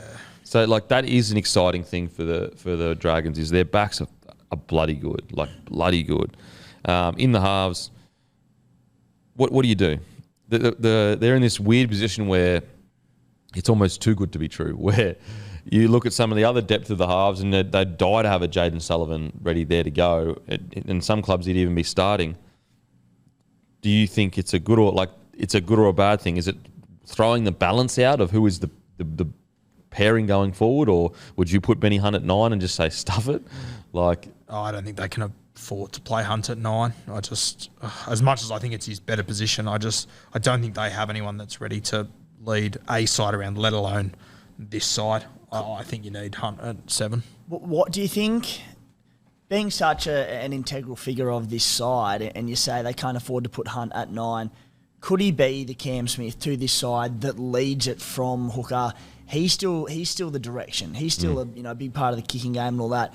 You've got these two rookie halves with huge upside, but Benny Hunt still runs the show from 9. Because in terms of balance of your 6, 7 and 9, that's good. There's a lot of points there. It's a good side, but as you said, you're leaving it to two young fellas at 6 and 7. You don't think they could do it? I don't know. Anyone that says, can he be the Cam Smith? That worries me. That worries me. And I get what you're saying. Yeah. I completely understand. You more mean just like the general out of 9. But I just... the general at 9, which doesn't happen in too many NRL sides. I don't know. I don't think so. I think they need him at 7. I think they need him. Well, I also think, I don't think he wants to play 9. Like, I don't think, he's had a good career, arguably the best 7 to some people last year. And his mind, he'd be like, no, like you guys sort that out. Like, I'll continue to play really well. If Jacob Little goes down, how far can this side go with Moses Mbai or Sullivan at 9 for a full season? Yeah, it'll be tough. Like, they may be forced to put Benny Hunt at 9 if he goes down. Be like, wouldn't surprise me at all. Sorry, the reality is, Ben Hunt's still signed up for another 3 years. He's 32 years old. I also don't think from that perspective they can afford to let him make 40 tackles per game. Because he fucking will. At that age, he'll make you you 50 tackles per game. Yeah. So the Dragons, as I said, the positive is they got some of the best, most talented young halves with Sullivan and Amone. Their backs, in my opinion, are absolutely outstanding. They've got some good individual forwards for sure. It's just, the cohesion of it that it's a bit surprising. It's easy to also allude to when you're talking about all these teams. You look at upside and attacking, where are the points in the strike coming from? But defensively, I think it's quite a good team. Like, while you touched on Sully and Lomax, there's strike out wide, but I think the entire backline defensively are pretty rock solid. There are a lot of teams in there where I go, geez, I'll be attacking straight at this pair or this bloke out here. That type of team, like, you know what, I think it'll be a very resilient defensive outfit. So, as I said, it's not without. It's like what they did this year, like in games where they just like, they were so gritty. And that's like the kind of coach Hook is. So if they are to challenge for the 8 again, like they did last year, it'll be through just grit and grind, and then allowing Benny Hunt to do what he does, the magic that he does. Because, as I said, you're right in regards to all their forwards, like individually, Blake Laurie, grinder, DeBellin, one of the best defensive forwards there are. Sewer at his peak, origin player, a couple of years ago. Fui Marino has some really good moments as well. You always know Jack Bird. So, maybe they do try to, because they're not as big of a forward pack, maybe they try to be just real grindy and gritty, and they allow their outside backs to get the points for them. Shout out to Ben Hunt too, 290 first grade games, so he should bring up the 3 scuns this year. It's an incredible effort when you consider his entire career and everything he's been through. Yeah, for sure. So, the $1 million question, is this an 8 side, boys? Not for me. Jimmy? God, no. Yeah, no, they're down the bottom for me. Yeah. It's actually, I think, did I have them as fighting for We all had them. Well, Yeah, I don't think you'd joined yet. I remember exactly what it was. Yeah. It was the 8th place was going to be either the Canberra Raiders or the Dragons. Yeah. Yeah, That was the prediction from last year. And they came 8th and 10th. So it was pretty bang on. And I think that was a pretty general opinion too. I think a lot of people shared a similar thought that the Dragons could be Smokies, but then the season started, and I think it was a bit of a reality check for everyone. Oh, you know why? It was because their young guns came in at the end of the year before and just fucking smoked it. And Sloan in particular. Yeah, just playing mad, and then all of a sudden, unfortunately for me, I can't see them making the 8. Happy to be proven wrong, just like with the Tigers doggies. Happy. Matter of fact, I'd be stoked, because how good would that be for rugby league that all 3 of those were fighting for the 8? But unfortunately, I just don't know if they've recruited enough punch in the middle. They could just get 1 or 2 big boppers. I would be like, yep, I can think they can. So, look, glass half full thinking. If they can recruit really well this year, they could swing so quickly into, oh shit, because they've got Ben Hunt. They could find, let's say Jacob Little finds some, not as injury prone or whatever, and get some games under his belt. So, but unfortunately this season, I don't think they'll make the 8. It would be interesting, like if Hook does go, there are some decent coaches that don't have teams at the moment. Yeah. Like a Desi Hasler or one of these. Like it could. Could you imagine Desi Hasler at the Dragons? Holy if it doesn't work with Hook, surely he's the guy they go to, isn't it? I mean, he almost can guarantee that he might be a mad scientist and he'll do all this crazy shit, but he almost guarantees finals footy. Yep. You'll be relevant. Yeah. Like, think about it. He literally almost guarantees finals footy. Almost. Also, guys, Lake Macquarie Hotel in Morisset from this Friday will have a huge floor stack of both Bloke Lager and Bloke Midi.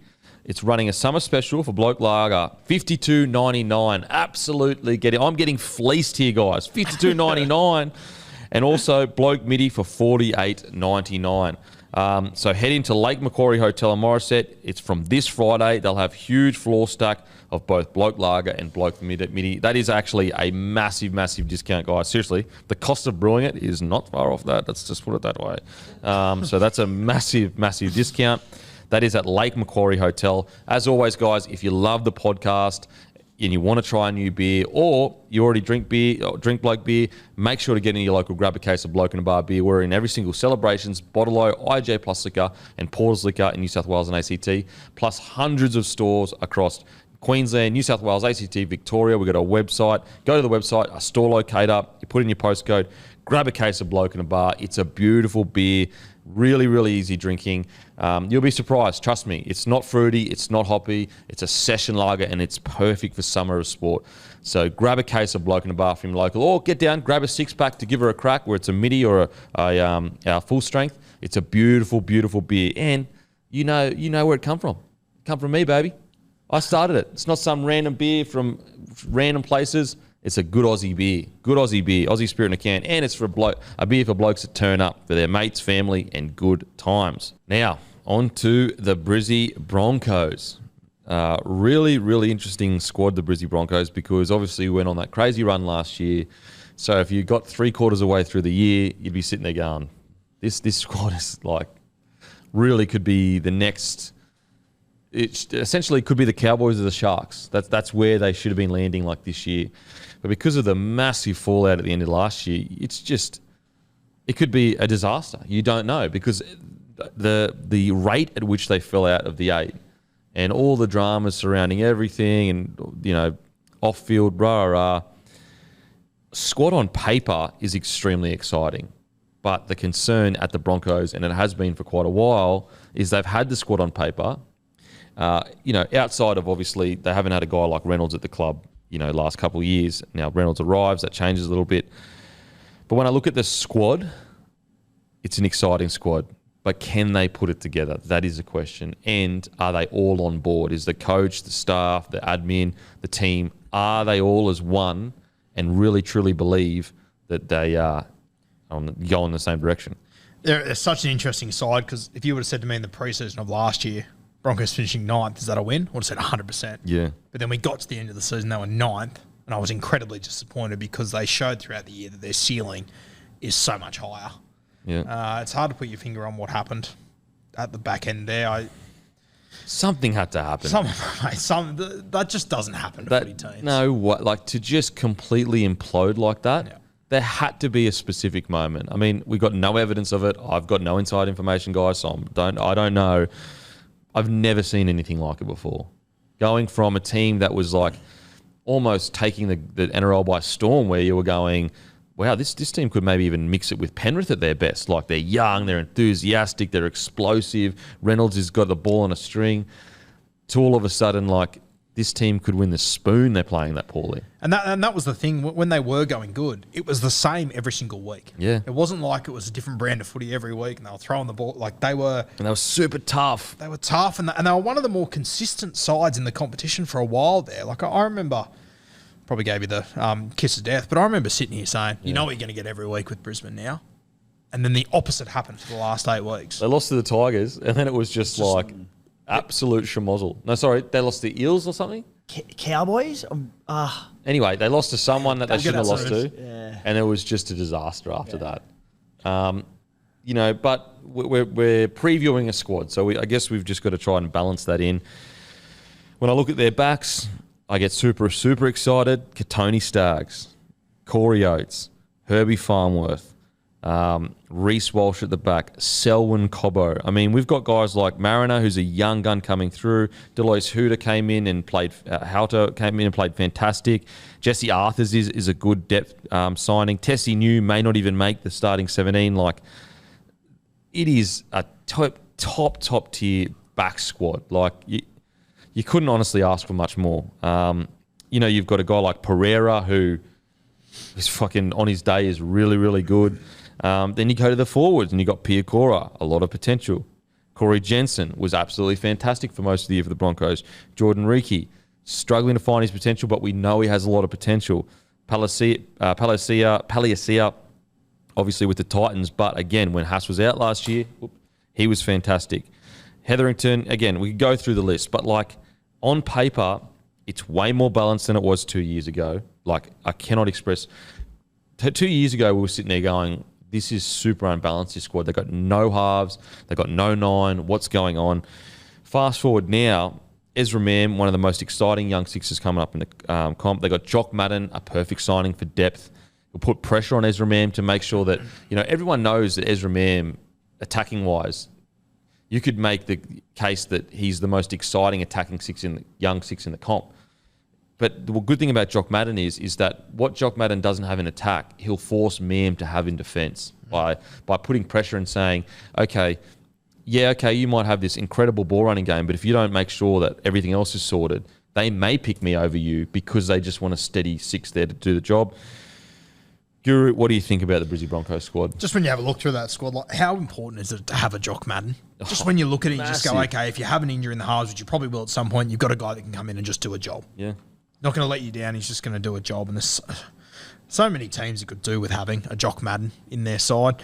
I really like it, mate. We've got a best 17 sort of in front of us here, and it's a strong squad. I think that they can be successful. I love Reece Walsh going there. I know. Well, this back five: Walsh, Oates, Farmworth, Staggs, Cobbo. Wild. Yeah, and you consider. I think Corey Oates played his best footy last year since they were in the grand final. Yeah. Farmworth was sensational. I think he can add a little bit more to his game, but the running game is just.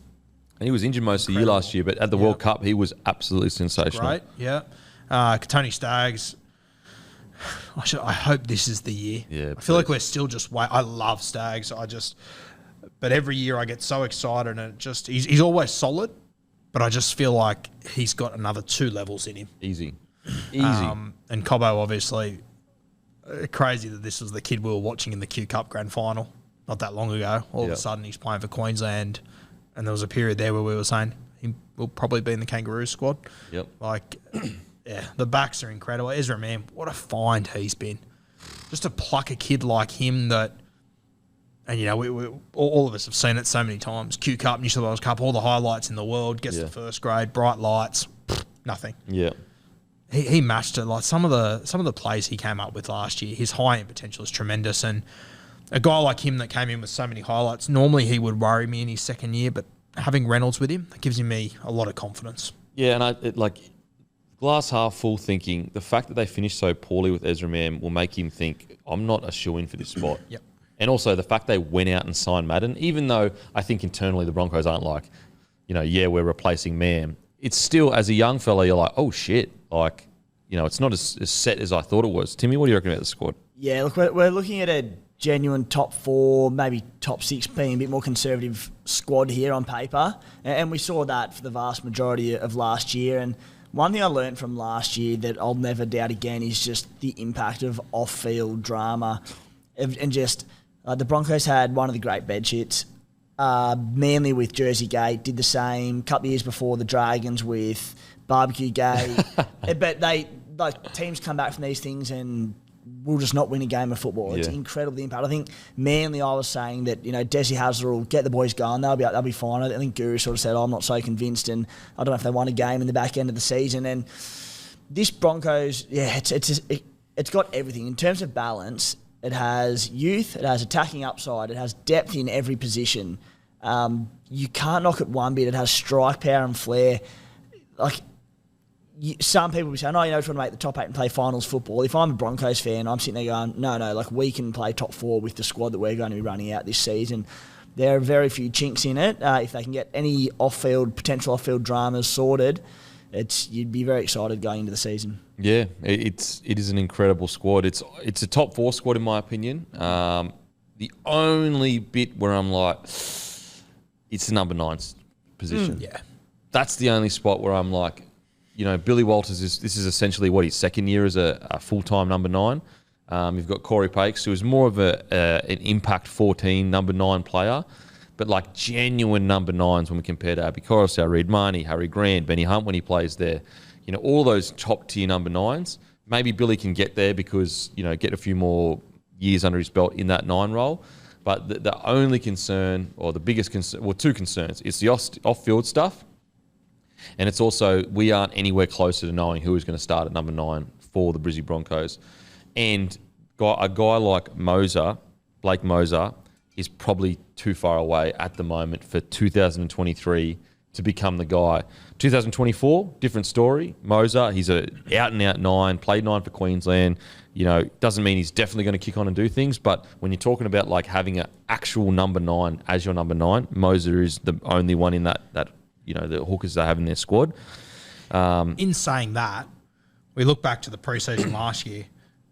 It was a similar narrative to Ezra Mann as far as all their halves went. Had all these guys to choose from, and he was the young guy. So I think very similar to what it was last year with their halves, watching all those preseason trials and trying to play musical fucking chairs with their halves.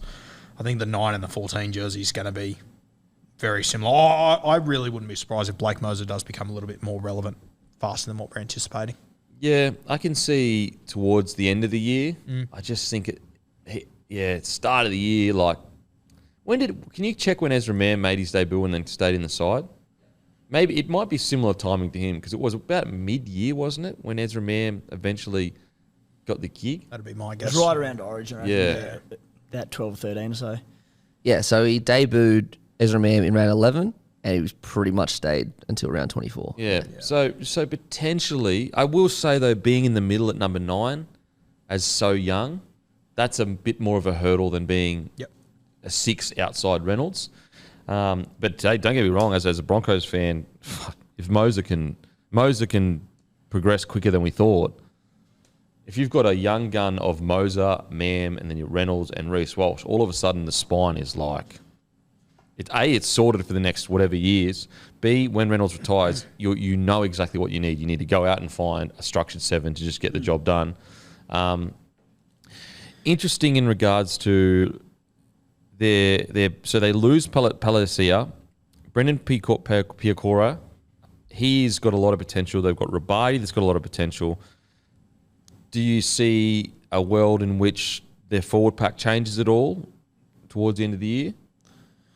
Yeah, I think throughout the season it will. I think especially your bench could change up a little bit. Like Corey Jensen's another one. I thought he was really impressive last year. In my mind, before I wrote it down, I thought he'll be in the side somewhere. Yeah, which is a great sign of a good team. But like I also like TC Rabati. I really like him. Xavier Willison, I think he's been unlucky with injuries the last few years. He can play as well. He's still really young too. Big boy. So, mate, you've got options. You've got plenty of options there. Great coverage as far as depth goes. Does Tyson Smoothie come out of the woodwork for a 9? He's the other one that I think is worth watching. He got Q Cup Player of the Year. Hooker of the Year last year. So he's one to watch. And as we said, if Mozer and if Smoothie can sort of start to develop and start to get closer to it, it also pushes up Walters and Pakes for them to go, fuck, this isn't our jersey. Yeah. We've got to make. So you love to have competition for positions there. I'm really worried that Brisbane, despite this great squad, if they play musical chairs with the 9 all year, so name me a good, successful team that's changed 9s all years. It just doesn't happen. It's funny how depth in a position can be so counterproductive at times, particularly when all the players are on a similar level like we saw with the 3 hookers last season because they kept chopping and changing and it just achieved nothing for them. There's no sort of cohesion around that area. This season, and it's not something that you can preempt going into round 1, but this pack should be pretty dominant and get on top of a lot of opposition, in which case I think someone like Smoothie or even Blake Mozer, who's obviously a lot younger to his hooking counterparts there, could come in and, it's not that hard a role to play. You sit there, you dish early, quality, clean service to Reynolds and Mann, which is what they need, assuming they're up to the standard defensively and can hold their own.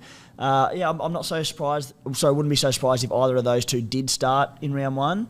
I don't know how it'll pan out, but I'd like to see just an out-and-out 9 in there.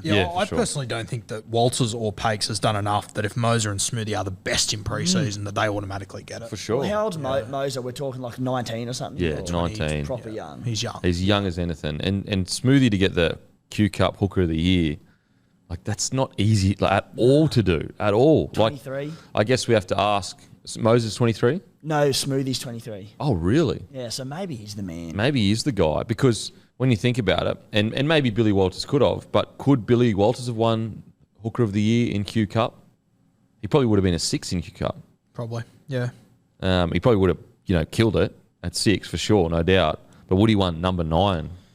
And so I wonder whether Smoothie might be the guy that sneaks in there. And that's the other thing about Smoothie. He's come through that Storm system under Grant, Brandon Smith, Cameron Smith, all those guys. So not bad pedigree. And Billy Walters is also a great 14, I think. I think he's a fantastic 14. Yeah, so maybe it could be a setup where you play Billy Walters for the first 20, particularly the first few rounds, if you were bringing, say, Smoothie through, take the sting out early and then just play him as the bench utility. Yeah, because, So it doesn't really. It's actually pretty hard to find Blake Moses' age, but he was in the under-19s last year, so he's probably 20. 19 or 20 or something. 19 or 20. And I like Walters at 14 because I felt like he did bring some impacts in some games off the bench. Plus, it covers because right now, if you had Corey Pakes at 14, I mean, technically you could argue it still covers everything because Walters can move into the halves if someone gets injured. But then you're also making either Corey or Walters play 80 minutes essentially, which is a tough gig. So, yeah, look, that's a concern. Number 9, see how they go. I think Smoothie's a genius buy, an absolute genius buy. Other concern is the off-field stuff. I think that's their biggest hurdle is because these things, like, if it was just like a little hiccup and then they got back on the bike and they didn't make the 8, but they got back on the bike and played well, but they literally just completely fell off a cliff. And that stuff doesn't get fixed without an honesty session and all that kind of carry on. Like, I mean, look at the Canberra Raiders. It required Ricky and the senior players to legit sit down and say, what's the issue? Let's sort it out. So I'm hoping the Broncos have done that and they haven't just tried to be like, no, it's all good. We just, you got tired or whatever. Some huge positives. Paddy Carrigan playing for Australia. He's absolutely the club's next captain. Tommy Flegler had the best year of his career last season. Payne Haas, another year. He just went down with an ankle injury, but it's not serious, so there's nothing to worry about there. He also had an entire off-season to rest, Payne Haas as well. He didn't have to go out and play World Cup footy. A forward pack that starts with Haas and Flegler is a pretty scary forward pack, in my opinion. Like, really scary forward pack. And I think that's the big slept-on thing about the back end of your season. I think your last 10 games, Carrigan played 4 of them. Yeah. Oh, yeah, massive loss. Massive loss. Huge loss. I think it's going to be interesting. I think Kurt Catewell's going to have a much bigger year. So I found out later in the year that he was playing like the back end of the season. He needed either a shoulder reconstruction or his shoulder was completely busted or something and like that. And that's why he struggled a little bit towards the end of the year. Yeah, he really struggled with a few missed tackles and all that, which is so hard to do because, like, don't get me wrong, I understand the reasoning of once you cross the white line, there is no excuses. But at the end of the day, there's a reality. There's facts. And if your shoulder's busted, the chances of making a lot of tackles is pretty tough. So I hope he bounced back. I think this is a huge year for Ricky. I really do. I think at the moment, for so many years, for at least a year or two, we've been floating on what he could be. I think it's time for him to really step up and become what he needs to become an impactful player on the edge for the Brizzy Broncos because we've got too many good edge back rowers that aren't playing first grade that are putting pressure on him. Needs to be a massive year from Ricky, in my opinion. But yeah, like squad balance, everything, it's the best it's looked in a very long time. Arguably, best it's looked since Wayne Bennett left the club, probably. I was just about to say, it's the first time in a while that I've looked at a Broncos team and gone, like, fuck, there is competition. Unless your name is Adam Reynolds, there is competition for every single position in this side. Literally. Herbie has a bad run. You've got Jesse Arthur's there. You've got Hoyter. You've got Mariner. Even though, you know what I mean? Like, you've got so many options There's there. this kid there too, this Ethan, I think it's Quai Ward. He hasn't played first grade yet. He's he's been going really good in Q Cup. The fact that he's in the first grade squad Yep. means he must be fucking good. Yeah. So really exciting times. Like, really exciting times for the Brizzy Broncos. It's just a matter of getting it all on the field. And you've had a look at the guys that they've lost. I go through, the guys that I think they'll miss the most, probably Tamari Martin, who at the start of last year we weren't even sure what he was going to bring, and probably Zach Hoskins, who I didn't know who he was at the start of last year. Yeah. But when you've got guys like Rabadi, Piacora, you hope that they can fill that gap. That's what I'm saying, though. At least their losses. I don't think any of those guys are catastrophic losses. Yeah, agreed. So, look, really exciting for the Broncos, but they're truly a side where it's not on paper. It's about whatever is going on off the field. If that isn't sorted, we could see an absolute disaster. If they come 10th, 11th, or 12th, that is an unmitigated absolute disaster with this squad. Unless they get absolutely decimated by injury or whatever. But when you look at this on paper compared to some of the other squads, they should make the 8, in my opinion. What do you reckon, Guru? Yeah, I've got them probably 6 to 10, maybe. Timmy? Around that mark. Anything less than top 8 would be a huge disappointment. I'd have them. I think they should be sitting around 5 to 8, definitely. And I don't think it's unrealistic at all to say 3rd or 4th. Yeah. I really don't. Well, where they can finish that, for sure. With you guys, I reckon anything out of the top 8 would be a fail for this team. I think we all have a lot of recency bias, me included. They only lost one more game in the regular season than the Rabbitohs and Raiders last year. Like, they were so good for 3/4 of the year. Obviously, they fell off, but I mean, surely that won't happen again, right? Like, this team is definitely a top 8 team, and it's, as you said, it's even more balanced this year. So, yeah, I reckon if they don't make the finals, it's a complete fail. Yeah, agreed. Anything not top 8 for me is a disaster. Like, unless there's, massive injuries in key positions. This squad is like Selwyn Cobbo, just sitting on a sting. Reece Walsh, has he hit superstar status yet? As in, no. But I mean, he's got all the makings of an incredible ball playing fullback. Tony Staggs, Origin player. Herbie Farmworth, gun, like one of their best for the last few years. Their depth is incredible. So hopefully, fingers crossed, hopefully they can sort out whatever was the drama off field, if there was a drama. But I think if there wasn't a drama, that's a drama in itself. Do you know what I mean? Like the fact that they can just do that. That's a good point, isn't it? Like, you'd want to hope there was something That happened. pretty fucked up that happened there, or there's a lot more question marks. Yeah. Otherwise, they're lazy. They're a lazy squad. Like, they'll just turn it off and say, "Yeah, fuck it, boys, we're packing her in," which is concerning. But I doubt it. It's too crazy not to. They're all professionals. Onto the mighty Raiders. Timmy, I'm just going to just throw it straight to you, mate. How you feeling about them? Good. Always good about the milk, mate. To be honest, not a lot's changed. Very, very similar squad that'll run out this year to last. We've lost a couple there, but a few younger blokes. The one we've spoken about, Trey Mooney, probably comes into the fray. But the team runs out, very similar. We've touched on in recent podcasts, someone like Xavier Savage now has a season under his belt. They persisted with it, which can only mean good things for him this year. The fact it is a balanced roster, they know each other inside out. Jamal Fogarty got through the back end of the season, so his combination with Jackie White, and it's going to come on leaps and bounds, and we saw some really good signs. There's no reason not to be confident going into round 1. What do you reckon, Guru? I agree with everything Timmy just said. Just, you'd probably know more than us. Who do you think plays 13? I know they experimented with Whitehead there a little bit last year until they set it on Adam Elliott. He's obviously not there. Sutton's not there.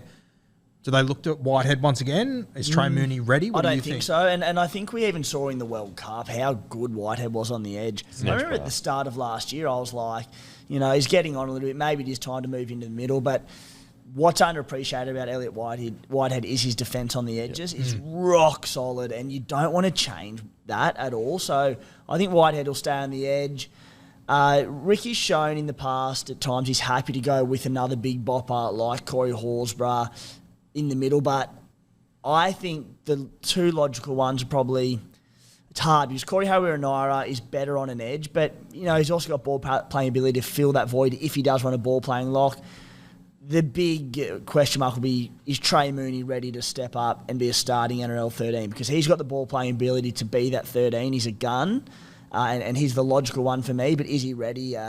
Pre-season trials will tell the story there. So, look, if you're asking me now, I'd say they'll just probably go with another big bopper, and then hopefully by round 6 or 7, Trey Mooney steps in and he's the man.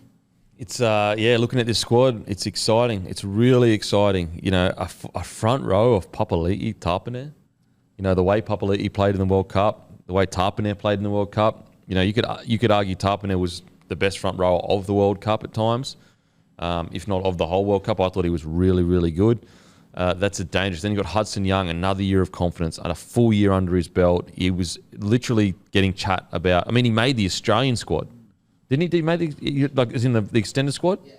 Yeah, he made the extended Australian squad, and you got him on an edge. You got Elliott Whitehead, who was arguably one of the best back rowers of the World Cup. I thought he was incredible. The key for me though is another season with Jackie White and Fogarty. People forget Fogarty didn't come in to what, round 6 or 7 at the earliest? Oh, No, it's way later, later like than that. 11 or 12. Yeah, well, 11 or 12, Yeah. and they went on the run that they did. Like, Jackie Whiten goes away to the World Cup, absolutely kills it. So good, so good. I mean, them a whole preseason together as well, because didn't he do his ACL? No, it was round 1. No, that was Hodgson. When did Fogarty do his long-term injury? It was in the It's in the preseason. It's in the preseason. So, yeah, a full preseason together. That's exciting. Then you've got Xavier Savage as well, a full preseason with that spine. The only question mark I have is the 9 role as well. Similar situation to the Broncos. I guess the positive for the Raiders, though, is Wolford's a genuine 9. Like, that's his position. But in saying that, is he the top 4 tier 9? He could become that. There's no, he played some great games last year, but that's the only question mark. Now, we've been told that Danny Levi has been signed by the Raiders. He has, yeah. He has. Yeah, we missed that last week in the transfer talk. Levi has come in. Now, he's good depth, but I don't see him being the week in, week out 9. I think that, he's been at quite a few clubs and probably unable to cement that spot. But he's a great signing if an injury, if something goes down for with your 9. I wonder who this Adrian Trevelyan guy is. He's a Queensland hooker. Come through sort of the grades, played a bit of reserve grade the last couple of years. Got a start or two, might have been early on last season, and did his ACL. I think he hurt his shoulder as well, the poor bugger. Another one who, he's younger, so there's time to get K's in his legs at NRL level. A solid footballer. I don't think he's going to set the world alight. Another great one for depth, but again, I would be surprised if he was a starting hooker for us. I think the beauty of this Raiders side is that come round 1, you know what the spine's going to be. You go back to round 1 last year, Chance was at fullback, Brad Schneider was at halfback, Josh Hodgson was at 9. So that's how they spent their preseason, knowing that Fogarty wasn't going to be there. Hodgson was going to be the main guy. Got to remember, as you said, the halfback, he only came in halfway through the year, as did Zach Wolford, who was the starting 9. You now get a full preseason with all these guys, with Xavier Savage also at fullback. When you consider all the things the Canberra Raiders had to overcome that I think we don't take into consideration a lot of the time, to finish 8th wasn't a bad knock. It was a massive knock. I mean, we spoke about it quite a bit, but for everything they went through, like including the off-field stuff, all that drama, plus the injuries, plus the spine being different, plus them openly saying they're bringing in young talent to develop them, the Raiders for me are super exciting. I mean, put it this way, if Parramatta come out in round 1 and Josh Hodgson is out for the season, they're in trouble all of a sudden for me. And that's the position the Raiders found themselves in without their halfback as well. It's what I mean, like, not only that, they lost their Mitchell Moses as well. Imagine if the Eels lost fucking... Yeah, 100%. Jesus. There. So what the Raiders achieved last year was phenomenal, absolutely phenomenal. And like the run they went on at the back end of the year, I think is a sign of what they can be. It really is what they can be, because they had basically all of their players on the field at that point. It's exciting as well from a squad perspective long term. Totrich is still really young. Like, he's still only like 23 or something like that, which is crazy to think. You got Seb Chris, relatively young. Tomoko, relatively young. Jordan Rapata, yes, he's aging, but he's still got some quality footy in him. On top of that, when you look at their backs, Albert Hopewadi, Harley Smith-Shields, who is a very talented young fella. You've got Croker there as well, like heaps of experience. You've got Valamai. So, like, depth-wise in the backs, they're absolutely stacked. Stacked so much that you could, you got Croker sitting there, and Rapana, if he needs a rest or whatever, you'll bring someone in. You got Xavier Savage, obviously. I think he came leaps and bounds. I don't know. I didn't think he was ready for fullback last year. And to be honest, I think I still agree with that sentiment, that I don't know if he was ready for fullback last year.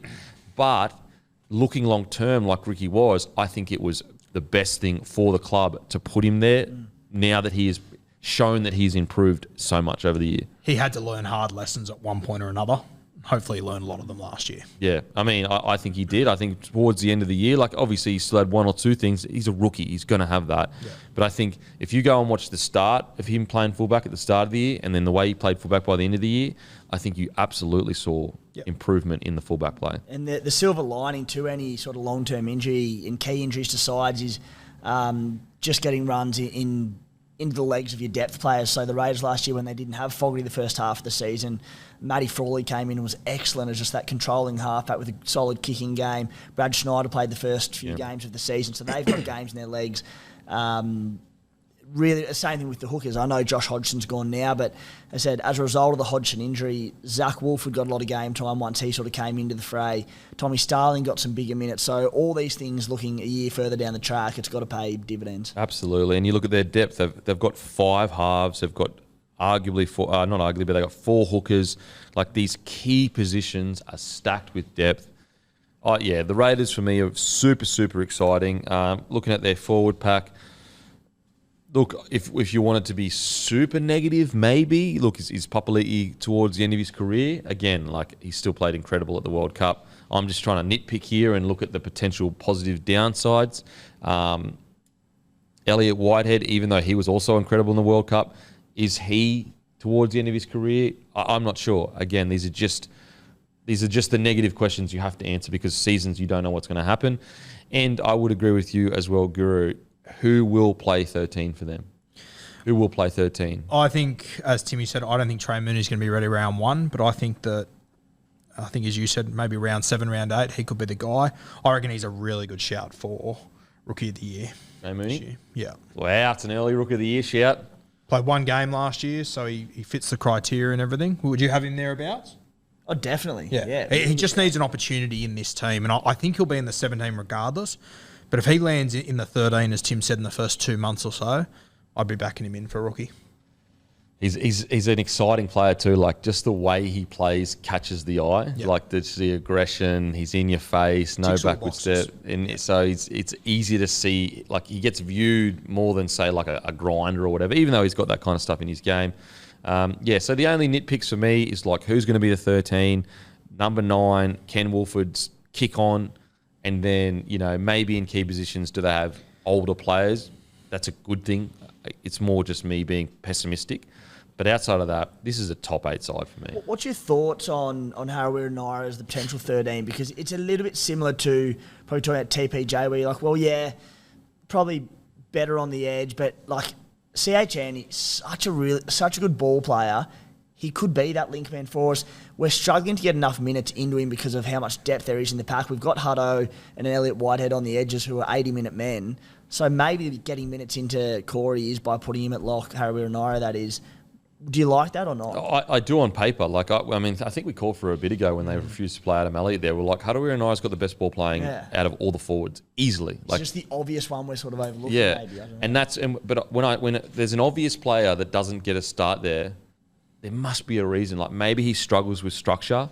Like maybe he struggles with being forced to get to certain points on the field because he is the perfect 13. Yeah. Big, strong, has an offload, good footwork. Footwork through the middle. Makes sense. It makes heaps of sense. Maybe it's the work rate that he struggles with because that's a big component that people don't realise. Like you're almost in a fucking washing machine in the middle there. He's always had a pretty good motor on him, though. Like, even when playing on the edge, a lot of 80-minute games where he'll notch up 45 tackles and 15 or so runs. I know adding the ball playing, you sort of got to get there every ruck, but maybe Corey makes sense. Maybe you're right. Yeah. I mean, look, if he starts there and kills it, I will not be surprised at all. Like, will not be. It's just more along the lines of like, for how many years now have the Raiders been looking for a 13 and they just don't put him there? Like, just do not do it. Isn't he a great guy to have on your side? Like, if Hudson or Elliott went down and Corey came in and played a better game than then, it wouldn't surprise me. Like, he's got that sort of potential. Absolutely. I would still go with Elliott and Hudson, but like when you have a look through other teams in this competition, their back rowers, they kill for a Corey. Oh, he's so dangerous. Like, there's even last year there were games where he just broke it open, broke the game open. So, yeah, really, like, it's so exciting for the Raiders because it's not only a perfect mixture of age and youth, but they've got these guys all humming. They've gotten past the negative off-field stuff, whatever. They ended the season on a high as well. So, like, the positive is they're coming in confident rather than, like, petering out and being worried about, are we going to go into the new season? Very, very exciting time. And the depth is crazy. Like, as you said, Schneider has already played 6 or 7 NRL games or 5 or whatever. I actually thought he was pretty good when he played. Like, obviously, when they brought in an older, experienced one in Frawley, it seemed to work better. But Schneider, I think, has a ton of potential. Yeah, I think it's like super exciting times for the Raiders. I really do. Like, even guys like Albert Hopewadi sitting in the backs. Like, Albert Hopewadi's a gun. He's a big, strong ball runner. Harley Smith-Shields, again, a gun. So, yeah, really, really exciting times. Boys, do we have top 8 Raiders? I think they should be. Yeah. Yeah, I think 5 to 8 would be the expectation. Yep, I think top 8. Yeah, I've got Raiders like kind of at the bottom of my little bracket here of the top 6, and kind of at the top of the 7th to 10th. I reckon they'll be in the mix there with maybe like Storm, Cowboys at the top end, and then equal to them maybe Brisbane on top of the improving teams like the Doggies. I've got them around just the bottom of the 8. There's no reason they shouldn't. They made the finals last year with pretty much the same squad. It's very settled. So, yeah, I reckon they should definitely make the finals. I also think it'll be an interesting year for Jack Whiten. I mean, he finishes this year as a Kangaroo centre and one of their best players at the World Cup. If Turbo's fit next year, he walks straight back into the Blues team, which then, in my opinion, probably drops Jack back 14, to the bench. Yeah. But they ran with 2 hookers next year. If Freddie wants to do that again, all of a sudden Jack could be under, as crazy as it sounds, he could be under a little bit of pressure to get into that side. Well, remember last year I said they carry him as a forward. Just carry him as an extra forward, yes. Like, he has to be in your fucking... I don't care how you get him in there. Like, I know he's not as big front rowers, but tell me he wasn't taking contact the way front rowers are taking contact in the Australian. But, mate, if I was Ricky Stewart started the season, I'd be sitting down with Jack and going, why can't you be the Blues 5'8"? I've been making that his plays challenge. so well Yeah. that, you know, it's a good Force challenge. Brad Fittler's hand. Yeah. Yeah, cool. Like everyone, like obviously Jerome Luai's got it, but everyone's talking Matt Burton. You got a Dally M medalist, a Clive Churchill medalist at 5'8" here. Yeah, it's exciting year for Jackie Boy. Exciting year. I love watching him play now. Like, he's honestly become one of my favourites, especially after watching him play for Australia. And the way he played in Game 1 for New South Wales was outstanding. Could you imagine if he did land at 5'8" for the Blues, that left edge would be Whiten, Latrell, Adokar. Craziness. I don't think there's a world where Lualu's at that spot, but I don't think there is either, but Jack's a classy enough player to try and force it. If they lose game 1 or something or whatever. I like I just want to go out there, rip and tear. Yeah. You don't need to think, bro. Just do what you do, which is fucking rip and tear. I know he got COVID last year and he didn't get picked for Game 3, but Freddie still undoubtedly loves him. He always has. I don't see a series where Jackie Whiten's not in it this year. Well, in Freddie's, like, everyone, likes to have a crack at Freddie for not picking him Game 3. But everyone forgets that when he initially picked Jack Whiten a couple of years before, everyone was like, what the fuck? Like, when Latrell got dropped, Jackie Whiten kept his spot. Everyone tore Brad Fittler to shreds. So if you're going to have a crack at Freddie for not picking him Game 3, you've got to give him the respect. He believed in Jackie Whiten when no one else believed in Jackie Whiten. I remember a little story. At the Blues, we got all these personalised water bottles made up for all the players that could make it. And I remember we got them in. This is before Jack Whiten debuted. And Jack Whiten's name was on a water bottle. And me and my co-workers looked at each other like, why have they made this one? And then he got picked a couple of weeks later and literally never looked back. Yeah. It's crazy. Like, Freddie, you're right. Freddie believed in him before everyone else Exactly. And so, and also, like, it's easy to say in hindsight you should have picked Jackie Whiten on the bench or whatever. But, like, at the time, we were all discussing, like, they need an extra big body. Yeah. Talakai had just come off crazy form. Like, to be clear, I still think it was a mistake to not pick Jackie Whiten. I had him on my bench for New South Wales. But I think as time goes by, it's so easy just to blame Freddie's selections, and they forget what was actually happening at the time. Talakai was beast moding it, like absolutely beast moding it, and Jackie Whiten had just come back from fucking COVID, so very exciting year for Jackie Whiten. I hope I haven't just jinxed Josh Adokar by assuming he'll be on the left wing. As soon as I said it, I thought about it and went, oh. How dare you? That is one selection where you can go, even though you can understand what Freddie was thinking with the two big ball running wingers that could make heaps of meters. That's one where you could say, I think Freddie and the selection panel got it wrong. Like, just clear cut. He'd been a part of New South Wales Raiders. He'd won a bunch of Origin series. That was probably the wrong call. So does he tell Daniel Tupou next year he's dropped? Yeah, I think so. Yeah. Like, unfortunately, and I'm honestly the biggest Tupou fan. Like, I think he's the most underrated winger in the last 10 to 15 years, that he's that good. But unfortunately, the Fox is arguably one of the best wingers we've ever seen, and he brings something different to To'o, whereas, like, Tupou and To'o, even though they're very different players, they're meter eaters, like big meter eaters. Whereas Fox is a fucking game breaker. Yeah, I know. Based off the World Cup and everything, I'm still not convinced he's a certain. I also think that if Suoliti starts this season well, that's the tough one. That's the I don't think Fox is a certainty by any means. I think there could be a little bit more outrage to come. Suoliti's the interesting one. How do you fucking navigate those waters? Like, seriously, you're not getting rid of To'o. Like, To'o. And To'o can play both sides as well. So it... Fuck, Suoliti in a Blues jersey, eh? Oh. That's a scary sight. And then you've got... Could you imagine a backline? Oh, my God. With To'o, Trell, Trbojevic, and Suoliti, like the size and strength. Like, it might be the strongest backline in history of rugby league. Like, and we could genuinely see a situation where Fox doesn't play Origin but is selected in the Kangaroo. I wouldn't be surprised if Mal... I think Mal will go back to him. Yeah, me personally, I would always go the Fox because of the intangible that he brings. Like, if he comes back and he plays and he struggles and doesn't play well, then you've got a reason to say, like, okay, you were given opportunity. But Fox is like, he brings this special energy, and we spoke about it before the camp before, that you simply cannot replace. You can spend as much money on as you want. You can pretend about all this science and this and that and this training, but there's something special about the Fox that he brings people together, and that's what Origin's all about, is coming together. It's a larrikin's game at the end of the day. I mean, it's perfect. Our biggest stars are our rogues. Yep. Like your Joeys and all that kind of stuff. Alfie, like that's where the magic lies, is in the rogue's palm. It doesn't lie in the fucking battler. It lies in the fucking rogue's palm. But anyway, look, is it too early to talk about Origin? Absolutely fucking not. Absolutely not. Okay, yeah, any Raiders, we all agree, top 8. In my opinion, is it a devastating year if they don't make the 8? No, only because of all the improvement of the other sides around it, but it is a disappointing year if they don't make the 8, in my opinion.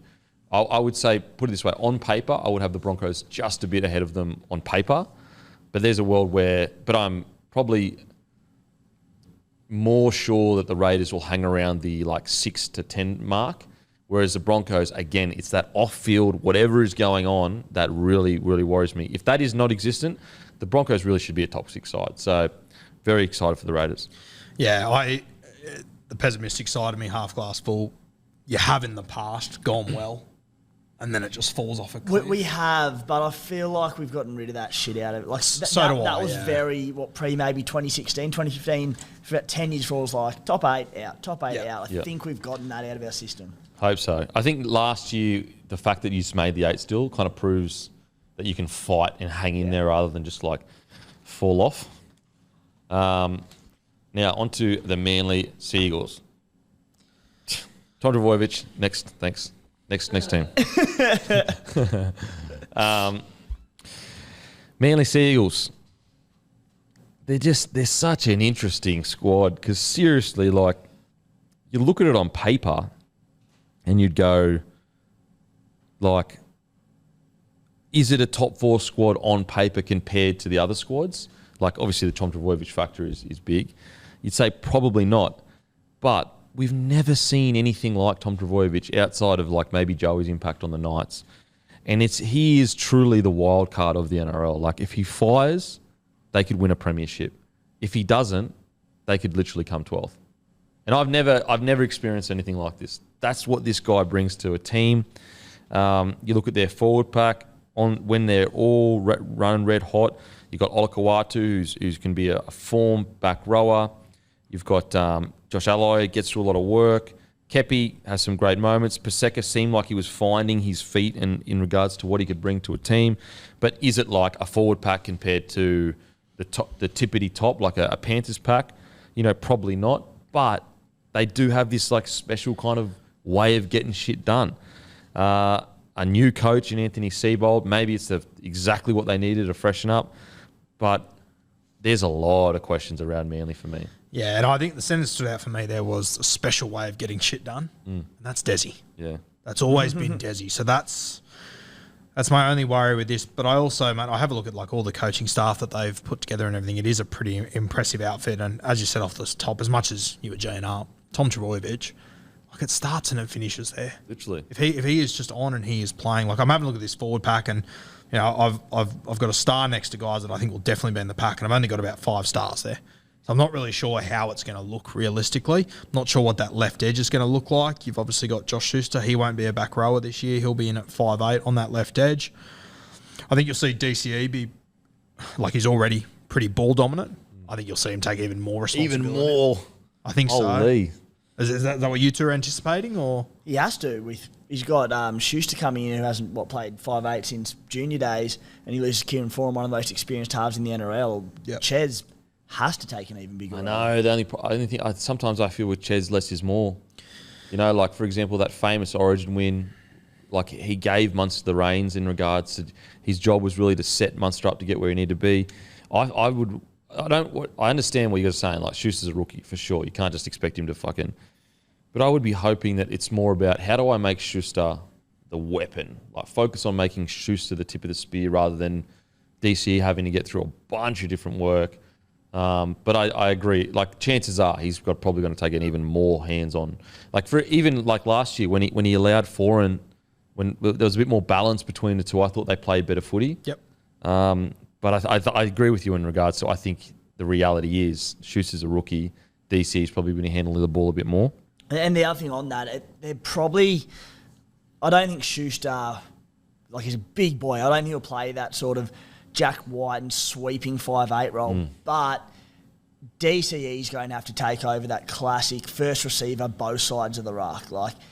And that's why I think Guru's on the money where he will take up more ball. And that doesn't mean he can't unleash Schuster with more ball. It's just he'll be the first receiver anytime they're going anywhere. Yeah, I mean, it makes sense. It makes a lot of sense. When we look at the back line, you've got Brad Parker, Tui Pelotu, who had a great most of the year last year. Saab, we know how good he can be. Harper, Bunga, Garrick, Trbojevic, Cooler. It's a good back line. Is it top tier, do you think? Obviously, with Tom Trbojevic it is, but you know when we're talking about squad. Yeah, with Turbo it is. But when you have a look at the rest of the back line, I don't think so. I mean, if they can get the very best out of Kohler, I still think he's got so much more to offer than what we've seen. He's so good defensively. He's a weapon in defence. Yeah, which is like you don't usually associate. Like it's not very often you see a guy who's the quickest guy on the field come in and he's the best defender as well, as far as outside backs go. A really good defender. Very good combination there. Ruben Garrick and Saab, you know what you're going to get there. It's the other centre spot between Parker, Harper, these sort of guys, whoever lands that. I think outside backs wise, they're okay. I think with Turbo, they're okay. Mate, the biggest worry for me, and it's crazy to say this, but I think it's so important in the modern game, replacing Dylan Walker at 14. I look through that squad and I don't see anyone that can come off the bench and have the impact that Walker did. Mate, the closest one I can see is probably Carl Lawton. Yeah. He's a completely I was about to say footballer. Lawton, Yeah. Yeah, 14 is going to be hard to replace. In regards to the back, I reckon it's a good backs, but I wouldn't say it's like a top 4. It's a pass. It's a pass. Tom Trbojevic obviously takes it into top 1 if he plays as good as he can. I agree. The 14 role is going to be really interesting. They relied heavily on Dylan Walker to kind of bring energy into the game. Looking at the halves, depth-wise, I guess this would be to say with any team, but if DCE goes down, you've literally got 2 rookies there. Whereas, like, let's say you look at the Broncos, like Madden is still a rookie, but he's got a bit of footy under his belt to a degree. Whereas, DCE, actually, it's probably worse than even the Dragon situation where at least at the Dragons, Sullivan and Amone have both played a bit of NRL now, whereas right now, like Schuster hasn't played any 5'8" really except for 1 game, and Weeks has only played 1 game off the bench. Yeah, Cooper Johns is there on a train and trial as well. Yeah, that's true. He's another guy that adds a little bit of depth, but yeah, I mean, mate, at the end of the day, this team, the way that they structure their salary cap, all their money is in 3 or 4 players, and I think if one of them goes down, they find themselves in trouble. Yeah, and which is common for nearly any side. Yeah, exactly really. Right. Like if Reynolds goes down for the Broncos, like fucking. But I think this team in particular, they could go from a top 4 side to losing one of those guys and going to free fall. Do we think Siebes is going to get the boys up? If he gets his fullback up, he'll be right. What do you reckon, Timmy? I have no idea, but as long as Tommy Turbo's fit, you're sort of saying like could be if he doesn't fire, they could be a team that finished 12th or something. Like if Tommy Turbo's fit, he will fire, and I think Manly will fire too. I know he did play the early part of this season and didn't exactly set the world alight, but we talked about the back line of look at Saab and Garrick, Tui Pelotu. It's a solid back line without, again, setting the world alight, but when Tommy's on, it doesn't matter at all. We saw 2 years ago. I know that 2021 season was a bit of an anomaly with point scoring and new rules brought in and that, but like Saab and Garrick scored a million tries between each other. And Tom did it at Origin level too. Exactly, yeah. All because Tommy Turbo was just unbelievable, and they'll continue to do the same this season as long as Tommy Turbo fires. So I think they'll be fine in terms of Siebes and what he gets out of them. And has there been any lingering effects of Jersey Gate at the back end of last year? I honestly have no idea. One of the fascinating storylines heading into round one, like are they on the same page? I will say, glass half full, if Schuster reaches his potential for second year, all of a sudden they go to rookie 6 to. Schuster and DC are up there with the best halves pairing in the competition, period, bar none. Like, DC, obviously, he's won comps, he's won Origin, we know how good he is. Schuster's potential, big body, crazy soft hands. You could make an argument that if he hits his straps this year, they're a top 4 pair, halves pairing. Like, as in, they're genuinely, if you're ranking the top 5 halves pairing, they're sitting at like 2, 3, 4 around that area, which is exciting for Manly. What do you got there, Matty? Oh no, I was just gonna throw in that like in the Des Hasler years. So we're talking about Tommy Turbo. They've had 4 Des Hasler years, right? Tommy plays 7 games for 2 of them. They miss the finals. Tommy plays 12 games one year. They come 6. Plays 18 games next year. They come 4th. So just because Tommy Turbo, and I'm happy to be proven wrong, but just because Tommy Turbo puts this team into eliteness, can you define them as a top 8 team? Because without him, they've proven that they're really not. Can you call this squad a top 8 squad? Yeah, like overall, because we're talking about depth, we're talking about, we're not just talking about the top 17 that runs out there every week and hopefully goes through. Yeah, it's a great point, Matty. It's a great point. I mean, I guess it's as we said, like, if Tommy plays, they are. If he doesn't, then they're not. Yeah, and I think they are. I think what Matty just did then is applying a lot of common sense. I just don't think they're in that situation. They're the exception to most rules just because this guy is that fucking good. Yeah. I also think the other thing that I think it'll be interesting is, I was just having a look. DCE, he kicked for 9,000 metres last year. Who's the next best kicker in this team? If DCE gets tackled on last, who are we looking at? Are we looking at Schuster? Are we looking at Lachlan Croker?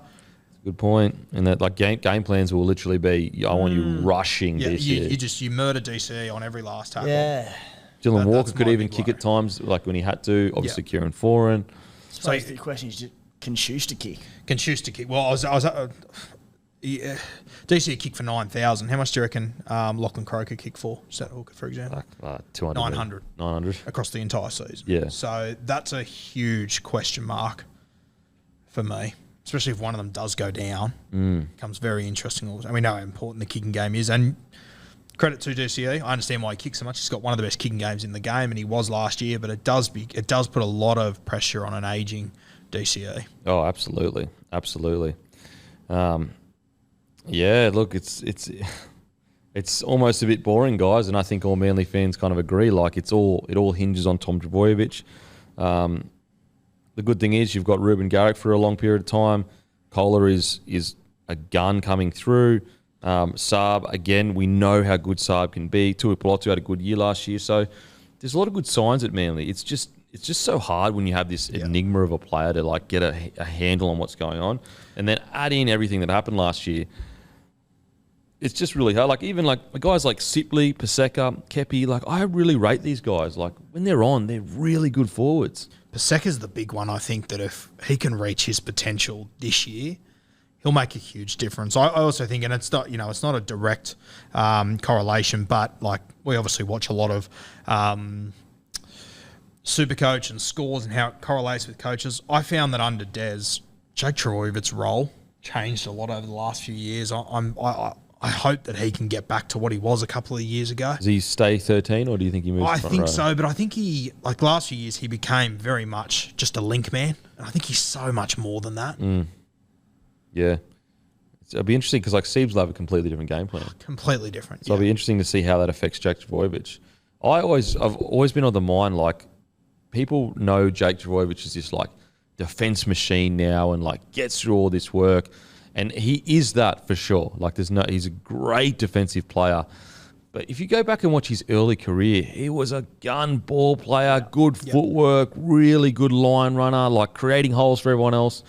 And I wonder whether, like, is there a way to get that part back into it? Like, he's still got it in his game. Is there a system that can be built around that? But it's sort of like, I don't know what you two think, but I from watching Jake Trbojevic the last few years, it's like he's part of a training run every time. Like he's playing the same role on every single play. I just think he's got so much more to offer with him linking up with his other forwards and He's whatnot. almost like too loyal to the coach's game plan. Yes. Instead of just going... It was almost like he was a cone out on the field that just did the same role every single time and it never changed. As you said, early part of his career, I think he had so much more to offer and hopefully we can see that from Siebes again. And as you see, like you mentioned, Guru, he's just a link man now at Manly, and the difference between him as a link man and Cam Murray or Isaiah Yeo, he plays so early and just catches and just gives, catches and gives. Maybe you say, mate, don't be afraid to dig into the line like Murray and Yeo do. Yep. If you see a little opportunity, don't be afraid to take someone with you. Dig in and look for the tip on or the short ball back on the inside to Tommy Turbo, which we've seen him do for years, but it's really probably gone off the ball a little bit in recent seasons. Just back yourself to be not a chief playmaker, but have a greater role. Yeah, it's even like take the shackles off him a little bit, like furthering what you're saying, like back yourself, but like mate, have some fun, like just play a bit of footy, like don't be so loyal to the game plan, because that's what he is. Like he's like, whatever the coach tells me to do, I'm going to do it, which is why we absolutely love Jake Trbojevic. But also it's like there's a great footy mind in there. Let's rely. Sometimes coaches can be too structured and they take away all the brilliant frills that can be on players. Maybe they need to say to Jakey, mate, just have some fun. Just go out and if you see it, if you want to get to a certain point in the field, because, we all know DCE needs some help in that spine at the moment because obviously Schuster is a rookie. He's a rookie, and then he's obviously got, at number 9, he's got Croker, who is a great service dummy half, but, he's not a creative dummy half. That's right. I feel like Jake should be what Glenn Stewart was 10 years ago. Yeah. Where he's like an active part of their game plan and, setting out what they're doing. And I just feel like at the moment he's just a role player and he's so much more than that. Some good smokies to look at. Ethan Bullimore, I thought he had some good impact when he came to the club. Sipley, I think, has got a bunch of potential. Zach Fulton, I thought he had a good debut, really aggressive. I think Kepi's got a lot in him as well. I really like. There's been games where he's been arguably the best forward on the field. So, yeah, the most exciting thing, though, for Manly fans, it almost took a bit of a sour note because he couldn't get on the bench or even on the edge. But it's Schuster. It's a guy like Schuster. Like, that is exciting. If you get him close to his best, it changes everything for the club. Like, A, it takes the pressure off the fact that they got rid of Foran. B, tell me any club that wouldn't kill to get their hands on a guy like Schuster. Like, this guy's skill set is crazy. It's just about a matter of realising that and making sure he's got enough pressure on him to not just rely on his skill set. He needs to put the work in. The best thing about the upside to Schuster at 5'8" is I find with a lot of 5'8s that come in and they kill it for a couple of seasons, but you can be a bit one-dimensional. You might have a big right foot step or you might have a good cutout ball, and teams will work you out over time. For this season in particular, Schuster going as a big-bodied, offloading, ball-playing forward, teams aren't going to have a clue how to defend this bloke properly if he hits his straps and slots into the role as we're sort of hoping that he will do. So he could be a real wild card. And I think of players like Blake Austin, who was great at the Raiders for a few years, and then they worked out a lot of his games, his right foot step, and they learned to shut it down. Josh Reynolds, quite similar at the Doggies for a couple of years there. It's happened to a stack of different players, and they have to find ways to evolve their game. But Schuster's such a wild card this season at 5'8" that, as I said, if he hits his straps, this team with Tommy Turbo and DCE, oof. Scary stuff. I think the other one that, he only played one game last year, but young Zach Fulton, he played his first game of first grade and went toe-to-toe with Maria Hargraves. Craziness. Craziness. Love lunatic, it. but that's what you want in your footy side. Yeah. Just quickly back on Schuster. What's interesting about a guy like Schuster is because he's such a big body. Like, okay, a Blake Austin is interesting, or a Josh Reynolds. Like, they have their left or their right foot step, and eventually you work it out. But with a guy like Schuster, it's like you can't work it out because he's so fucking big. Yeah. If he wants to run at you like a second rower, he'll run at you like a second rower. So he's got all the options. Like, he's got hands as soft as any half in the comp. He's got good footwork, plus he's a back rower. So even if you are prepared, like, let's say you get all the right structures around him, you're going to have to make a one-on-one tackle him at some stage. And at some stage, you are going to make the wrong decision, whether it's fall for his dummy, jam in when you shouldn't, or get bumped by him. Whereas, like, a lot of halves that are a ball-running six, like, for example, even like a Jackie Whiten, like, to a degree, you're going to have to try to handle his physicality, which is almost impossible. That's why he's so good. He's not going to be the craziest ball player, but it's going to be good. Whereas Schuster, like, he can literally throw a cutout ball and be looking straight you dead in the eye. He just, as I said, the potential this kid has, it's been a while since we've seen a guy like this. It's about finding. It's about making that potential, though. You can have all the potential in the world, and it just might not even be a thing. Yeah, for sure. And I think he's just got to. It sounds so simple. I think he's just got to make the right choices. And it does sound so easy and so simple. But sometimes when like, I remember when Mitch Moses started and he first came in for the Tigers, he was so skillful and he had dominated junior comps for so long that, in a play in, SG ball and reserve grade where he probably didn't have to go for the 3-man cutout, he could and he'd get away with it. Josh Schuster, like, watching him coming through the grades, he's just been taking the piss for the last few years. Yeah. Because he's been that good. All of a sudden you get into first grade and you've got to pull the right strings at the right moment, which is where Kieran Foran was just the king of it. Yeah. Going to be interesting. Very interesting, yeah. It'll be, it's like, if he doesn't go on to be one of the better players in the NRL, it'll be one of the typical stories of what if, should have, could have, would have. Because they're one of those teams that, if it's not working out with him on the left edge, if balls are going to the ground and everything, all of a sudden, a Cooper Johns looks appealing because you just know what you're going to get. Yep. You just know that you're going to get the ball to Turbo when he needs to get the ball clean. And, you got DCE there that can take a strong role. But I'm back in Schuster, and I really, really hope he does. If it doesn't work at Manly, send him to one of the top-tier clubs on a minimum contract. Watch him absolutely thrive, most likely anyway. Now, before we get to the Rabbitohs, make sure to grab some merch from Bloke.shop. We got Bloke party shirts, brown, white, yellow. They are absolutely fantastic. Really nice, soft, stretchy material, guys. We got Bloke boardies, thongs, cooler bags, hats, everything on Bloke.shop. It is perfect for Christmas or summer. Perfect, high-quality kit that looks really good. Plus, you get a free podcast with it if you enjoy the podcast. So, or you get some mates to buy a present with, or you want to buy a present for your dad. Trust me, grab him some Bloke kit. He'll absolutely love you for it. Also, make sure to grab a case of Bloke in a Bar from your local. We're in every single Celebrations, Portals Liquor, IJ Plus Liquor, and Bottle O New South Wales RCT, plus hundreds. We're in every single Celebrations Superstore in Queensland, hundreds of stores across Queensland. Head to our website. We've got a store locator. It's a beautiful beer. It's a beer. It's Aussie spirit in a can, guys. Beer for blokes that turn up for their family, mates, and good times. Now, let's get to the Rabbitohs. What's this number? 7? Let's get to the Rabbitohs. Heading into this season, I look at their squad and I say they probably should. I mean, it's hard to say they should go better because they nearly made the grand final, but they haven't lost much, and their players in key positions have got more experience. You could even argue Cody Walker had a relatively quiet year last year. I'm excited with this Rabbitohs squad. Also, Coach gets another year under his belt. Demetrio gets another year under his belt. Tavita Totola gets a year older, more experience. Guys like Host get more experience. Cam Murray was outstanding in the World Cup. Jairo was good last year. Keon was outstanding. I'm excited. Lockie Ilias for me is really exciting for this season. What do you reckon, boys?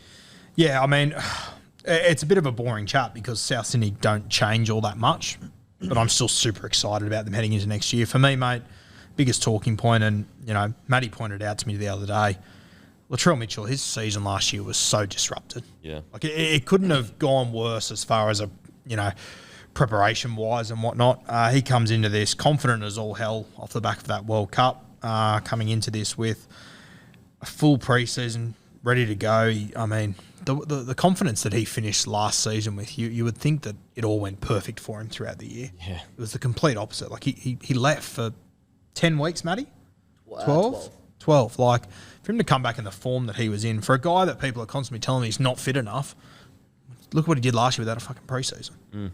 Like, I think he's going to go to another level in 2023, I think. Yeah, Latrell Mitchell. It's like he's almost in his own stratosphere at the moment where you're like, yeah, of course, like Latrell Mitchell would, but in reality, his last 3 years have been so disrupted with injury, suspension, contract negotiations. It really is one of the first pre-seasons he's going into completely mind-free, body-free after a good World Cup campaign. And so, like, when you sit back and you go, we haven't even seen the tippity top of Latrell Mitchell, you go, fuck. He's only 25 years old. Like, he has still got so much footy left in him. He's still got so many more pre-seasons to get his body right. What do you reckon about the Rabbitohs, Timmy? Yeah, just on Latrell, firstly, you're right. We're just scratching the surface because he is playing I suppose, a relatively new position for him still. And he was almost untouchable at the back end of last season. But at the same time, when you look at it technically, things like the prelim final where there was a couple of times where he's caught out of position. It might have been on kicks the week before, but he's only going to get so much better at fullback. He's going to find better opportunities to inject himself into attacking positions. So while he was unstoppable last year in attack at the very least, he's only going to get better.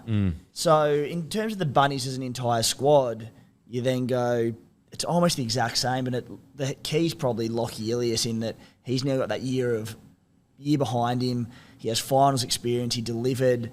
So, you'd be looking into the season pretty optimistic on if you're a Bunnies fan. Well, look at this forward. This is a potential starting forward back. Tommy Burgess at 8, Totola at 10, Kolomatangi at 11, Jair at 12, Cam Murray at 13.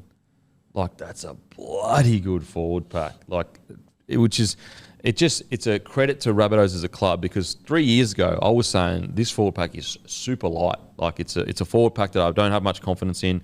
Now, obviously Wayne had a lot to do with developing a lot of these guys, but like the player that guys like Jai Arrow, for example, like he was a massive signing from the Titans in the sense that like it was a big shock that he signed, but like he just goes about his business. He played really, really well, and like he's not even the guy that's the superstar when it comes to like the flashy stuff. Like Keon has obviously been killing it. We know Cam Murray.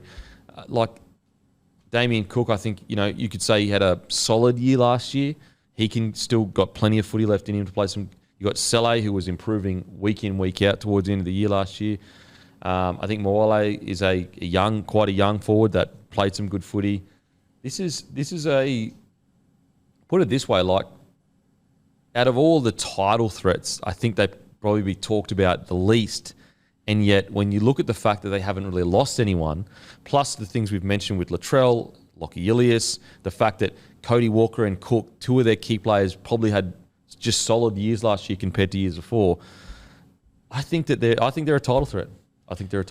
Yeah, I think they are too, mate. I think as well. Like, the Kangaroos went over there for that World Cup.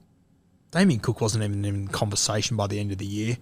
And no one really batted an eyelid, but I'm sure that Damien Cook would have. Yeah. And I think he'll be really hungry coming in this year. You've also got young Mamazelis in this side who, we're seeing more and more teams run with two dummy halves. I think Damien Cook might be in for a big season. I think he's got a point to prove this year.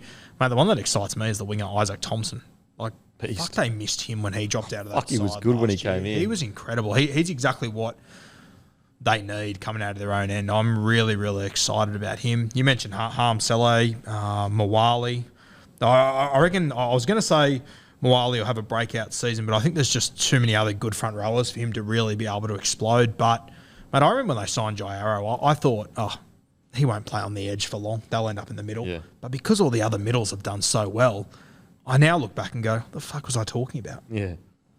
How could you consider moving Jai Arrow into the middle? He's been So good integral on the to that edge. part. Yep. So integral to that part of the team. I think you're right, Guru, on just the back three, what Thompson will bring there. Yeah. Like last season, when you've got two of the smallest wingers in the game, Alex Johnston and Jackson Borlo, along with Latrell, who, you know, he's not a Tedesco or Tommy Turbo who will have 20 runs a game and lug it up.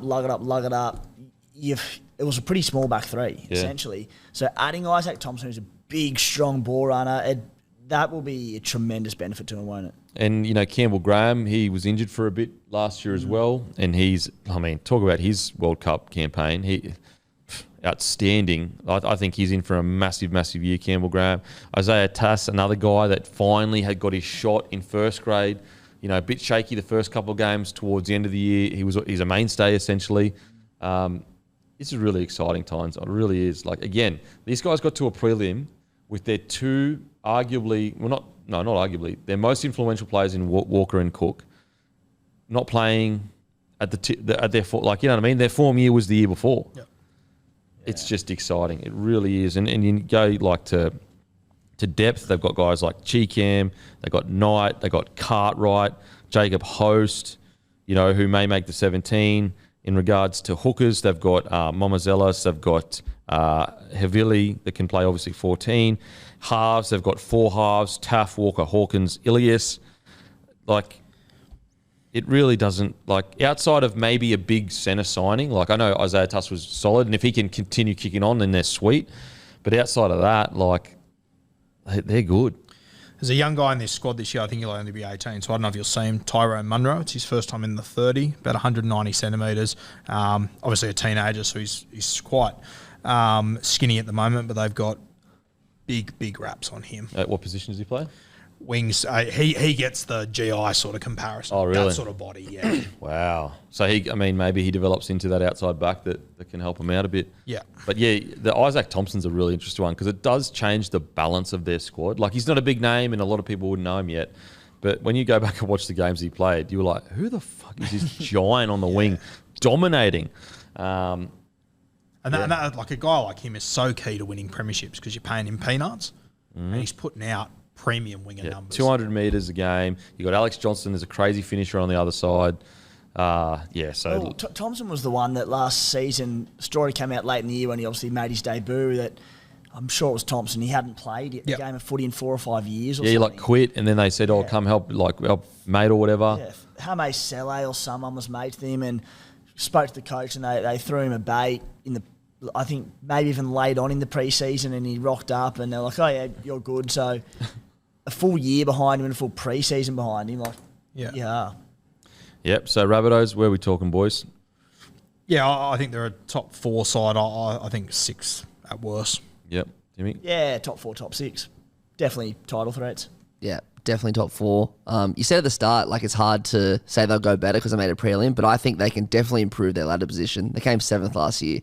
I reckon they'll definitely make the top 4 next year. And just what you said about Moali, I think South Dawn they're really easing him into first grade. Like, he's obviously a young front rower who has a lot of raps on him, but they're slowly giving him, 15 minutes here, 10 minutes here, 20 minutes here. So it'll be really interesting to see what they do with him this year. Yeah, for sure. Look, top 6 for me. If they miss the 8, I think it's a disaster. It's a disaster. It's a disaster. I'm just so I'm nervy about it's still Demetrius' second year, but he's proven it. Like, I'm not saying he's going to have a bad year. I'm just saying he's still a rookie coach. With a rookie halfback on paper. Yeah. If they miss the 8, you can make excuses for it, but I'm holding them to a higher standard. Yeah. Oh, it's a disaster if they don't make the 8. It's just that what if Lockie, you know what I mean? Doesn't kick on. It's second year syndrome. I don't know. To be clear, disaster if they don't make the 8, but I have them top 6. Now on to the Cowboys. Fuck. If you had said to me this time last year that I'd be sitting here going, these guys are a premiership threat. And matter of fact, they should come out the blocks absolutely firing. Every team should be concerned to play them. I would have said you're off your head. But they are in such a prime position. They've got heaps of depth in the back. Scotty Drinkwater is only going to be even better with a whole year at fullback. Fuck, he was good last year. You've got a guy like Ruben Cotter. You've got a guy like Helam Lukey that missed half the year. Nanai. I mean, a whole nother year. Taumalolo's ball playing is only going to be better than it was this year that went by. Tommy Dearden and Townsend, they've only played together for one season. Shit. Like, Dearden is still only like 21, 22. Leilua gets a whole preseason with the boys. Like, we're talking about Leilua here. He's a fucking beast on the edge. Like, he played the way he played, and this is no disrespect to the Tigers, but it wasn't the best year last year for them. Imagine under the Cowboys preseason, and we all notoriously hectic preseason that they had last year. They're going to do it again this year. He's going to be, Griffin Neem's going to be good. You know, like, it's exciting times for Cowboys. Honestly, anything less than top 4 is probably a surprise. That's how good this squad looks right now. I had someone on social media the other day have a crack at me and say, oh yeah, well, you're the idiot that said the Cowboys wouldn't make the 8 last year. And I just thought, that might be the least insulting thing you could possibly fucking say to me. Anyone that had them making the 8 is the idiot last year. Do you know what I mean? Like, no one expected it. I don't even think, like, you can even speak, like, we'll listen to interviews with Toddy Payton saying, like, he may have said we would make the 8, but even he said we didn't expect we'd be this good this quickly. So, miss me with that shit, bro. Yeah, incredible. And yeah, mate, they're very similar to South. There's not going to be many changes here. I'm expecting them to stay in the top 8. I always worry about teams that make a sudden jump, whether they're going to be able to maintain that the year after. And at the moment, all signs point to they should. So you've only got top 8, not top 4, as in. Mate. To be honest, like if they're top 4 or top 8, wouldn't. But I worry about teams that make a huge jump out of nowhere. Yep. Whether they maintain it or not. And I hope I'm proven wrong because I really, really like this system. Would you say it's a disaster if they don't make the 8? Yeah, probably. Oh, so you're not fully in the camp of disaster? Yeah, I don't know. Do you understand where I'm coming from? Or I do, but gee whiz, looking at the squad on paper and what they achieved in 1 year, I'm just like, I just see so much upside and improvement in this side. Yeah. I think top 4 is a good year. Top 8 is a solid year. Outside of top 8, if they miss at 8, it's a disaster, in my opinion. Because then 2 out of the 3 years of Peyton's reign is fucking... Like, all these crazy questions start getting asked if they're out of the 8. So... Okay, well, who for you then? Who's the 2 most likely teams to drop out of the 8 then? Most likely teams? Well, if I could get the 8 up and so you got Panthers, Cronulla, Cowboys, Eels, Storm, Roosters, Bunnies, Raiders. I mean, we just said the Bunnies should be a top 4. I think we all agree the Roosters should be a top 4. I want to wait and see how they go. Okay. But Probably, surely you don't have them coming out of the 8. Well, I would, for example, like Raiders, Broncos. Who was the other one that you just mentioned? Sharkies for me are going to be interesting. I don't know. I don't think they'll fall out, but I think they're going to be interesting just because when you look at their draw last year and, rah. So, but Raiders and Broncos are the one that, could fluctuate, even though the Broncos squad is fucking crazy. I don't know. I just want to see more of the Cowboys. Oh, I agree. Yeah. I agree. And I understand exactly where you're coming from in regards to sometimes clubs just have this crazy... Who do we spoke about it earlier about... Oh, yeah, like the Michael Maguire with the Rabbitohs that were notoriously hard pre-seasons and then they just explode out of nowhere and then all of a sudden they get fatigued, for sure. But I don't know. I look at this squad and it excites... Like, Valentine Holmes is in fucking killing it form. Hiku was incredible. Drinkwater, as I said, like Tuolangi's in the Australian squad. And as you said then, the Sharks, they had the slightly easier draw last year. I look at the Cowboys and I don't know what their draw was like, and I don't have the numbers in front of me, so tell me if I'm wrong, but 7, 6, 9 and 1 essentially played every single game last year. I'm just keen to see how they come when they have to face some obstacles in their spine and whatnot. Like injuries and that? Yes. Yeah, like injuries for sure. For sure, like if they get decimated by injuries, I think they could struggle. But I'm excited for this Cowboy side. I really, really am. But it is a testament to how hectic this 8 is getting to make. Whereas a few years ago, you'd go lock them in or fucking top. Yeah. But I just think with the progress that they made last year, and you look at this squad, like Dearden remember going into this year, like Dearden was like, lucky to even be in the 17. Now all of a sudden he's in Origin, playing mad in Origin, and a whole year with Townsend. Reece Robson, another whole year of first grade. Timmy, what do you reckon about the squad? Yeah, I just said see upside in it, much like you, Kempy, with Scotty Drinkwater. You remember in and out of first grade, sort of early days of the Storm, got a few runs here and there, very scarcely. Came to the Cowboys, played a full season at 5'8". So with a full season at fullback, he's going to be way better. Tommy did, and halves get better and better and better every single year they play. And like year on year, you can see some pretty substantial gains. The experience he gained last year. Jeremiah Nanai, Helam Lukey, who I think is not even a smoky for Origin. I think he could easily play Origin if he comes back from that ACL well. Just everything about this side screams to me as improvers. And funny how you say, Guru, like about the teams who could improve and fall down the ladder. The Cowboys, were they second or third last year? They were third in the end, weren't they? Third. Yeah. They could improve and definitely finish lower than third. But in terms of being that genuine title threat, I don't see why they can't win a comp next season. Yeah, same. I mean, what was it, 2 points that they lost to the Eels with? Just looking at this squad. So, this is going to be their squad. Drinkwater, Tuolangi, Hiku, Holmes, Felt, Dearden, Townsend, McLean. This is a predicted squad.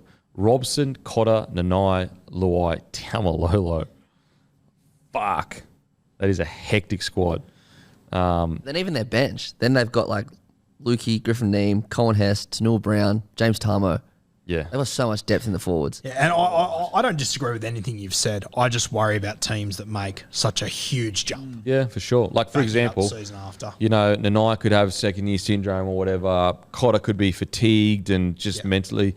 But I think the other beauty about the Cowboys is that they didn't have a half that came out of nowhere and got a hot hand. They've got Chad Townsend, who is just solid, consistent. And yeah. Yeah, and also just for people listening, this isn't our ladder predictor of this is where they'll finish. We're talking about what is their squad and what should be their expectation. The ladder predictor will obviously come closer to the year where we go, this squad is a 6 to 10 squad, this squad is a 1 to 6 squad or whatever it is. This is more like when you look at this squad, you say that if they don't make the top 8, arguably top 6, then that's a bad year. Forwards-wise, they've got depth for days. I think some of their signings in there have been fantastic. You look at their backs. Look, could you make the argument they could be light depth-wise in the backs? Because I just don't know some of these guys. Maybe. Well, Taniela Sadrugu, he was the lock forward for Fiji we were really impressed with. Yep. So he's one there. Obviously, you've got a guy like Ben Hampton who might not be a superstar, but anywhere in the back line you get an injury, he can come in and do a job for you. So Shibasaki, he showed flashes throughout his career that he can play. He just never kicked on. So I like their outside backs, mate. I mean, as you said a few weeks ago, the one that I was worried about at the start of the season was probably Peter Hiku, but fuck me. So what year good. that was. I like their backs. I'm just more talking about depth compared to other clubs. Depth. Yeah. Depth in the back line there. I mean, last year, someone went down, the hammer came into the Exactly. side. Yeah. So this year, you're right, unless there's a few of these lower names that are upcomers, they're light on. There's another one there, Tom Chester. He played 1 or 2 games last year. I wouldn't be surprised if he gets their 14 jersey. He's very, very talented. What position does he usually play? Fullback normally, but I reckon you could chuck him in at centre or on a wing and he'd be okay. So I wouldn't be surprised if he becomes that sort of hammer sort of player. Yeah, it's interesting. It's going to be real interesting with the Cowboys because you do make a good point in regards to when it's such a rapid increase. The concern is was it because of some crazy thing that happened in the preseason, or was it a bit of magic that just came around? Because every time a club wins a premiership, what do they all say? There was just a feeling. Yeah, you could just feel it. It's not, there was this training that we were doing, or there was this speech that was given to us. It was no, we just felt the connection. And so you could make the argument maybe the team was just so galvanised, so back against the wall. So there is that argument for that. There's no denying it at all. And also the top 8, it's just become so tough to make. And that's where, and I wasn't there for it or whatever, but just having a look from all their preseason photos from last year, it looks like that was such a fucked up preseason. And it paid dividends, but they went all the way to a final series. Have a look through this entire squad, how many guys went to a World Cup, played an extra 8 weeks on top of that. Then you got to come back and you go through the same preseason, the standards set. I just think there's a lot that goes into being a Penrith Panthers, a Melbourne Storm, that every single year you're up. And you use sort of Madge regimes, I suppose, as an example of you can't year on year have these enormous preseasons, especially you nailed it on the back of a World Cup year as well, which has dragged on longer. Fatigue, whether be it physical or mental, it does carry on. So, very valid point. It's a shorter off season. You're coming back. There's just a lot to take in there. Yeah. I'm excited, but point taken. Great Guarino, point taken. I'm sure that proved me wrong. I made me look stupid again. But look, if you got this far into the podcast and you don't realise it's just predictions, it's not fucking Notre Dame. I'm an idiot. Everyone listening knows we are more than happy to say we got it wrong. We fucking do it every weekend. But yeah, when I look at this squad, Townsend, Dearden, Nanai, Lukey, the fact that Lukey was arguably ahead of Nanai before the start of last year. Now Nanai is one of the hottest property outside wide running forwards in the comp. Just shows you the crazy depth. And then who have they got the other side? Oh, Leilua. It is. Then who have they got at 13? Oh, Taumalolo. It's just. And then who have they got paired with him? Ruben Cotter. It's fucking wild. And then there's other guys in this squad, even a Mitch Dunn. He might not be a superstar, but I reckon if you gave him 20 weeks in this side, he's very impressive. You got Steve Price as young bloke. Riley Price that's in the squad as well. Chuck in Sadrugu and Tom Chester. It'll be a really competitive squad this year. Yeah, it looks so good, man. And it's just there was just something about them. They just had this belief last year where every time, there was a period there where they were surprising teams, but then in the end it was there's no longer a surprise. This is the standard that we've set. You look at the fact that they went down to Cronulla, got the job done in finals footy, at home against the Eels. Seriously, a couple of calls even away from making a grand final. It's exciting times. I think it'll be important too. James Tarmo might not be the greatest player, but you're bringing back a club legend realistically. Yeah, he'll be so important for those younger boys too, setting standards. Another guy, Tanua Brown, lot of potential, big body. He could, another year under the system of Peyton could really help him. Yeah, really exciting. As usual, the positive for the Cowboys in the halves, if Townsend goes down, maybe Dearden is ready to step up. That's a positive. Whereas a lot of other clubs, you probably couldn't say that.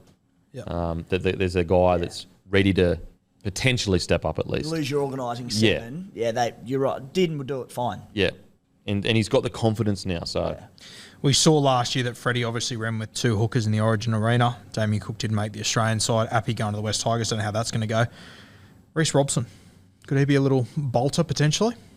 Oh, for sure. I think we said that last year. He made the squad last year. Yeah. Yeah. But I genuinely think he could be a chance to play this year. I agree. Because Freddie has said, even with the Fox one, he kind of said, basically, because the Doggies were struggling, it's hard. If you're losing in a losing side, it's hard to pick when you're in a losing side or whatever.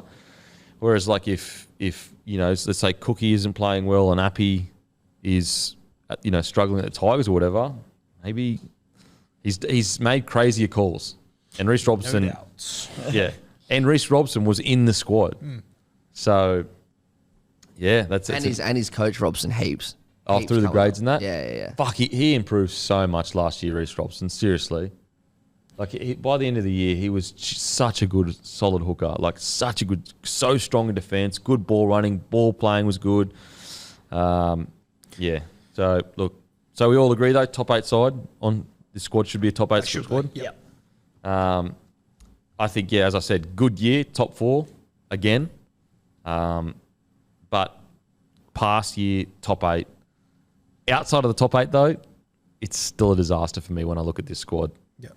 Not as much a disaster, level 1 disaster.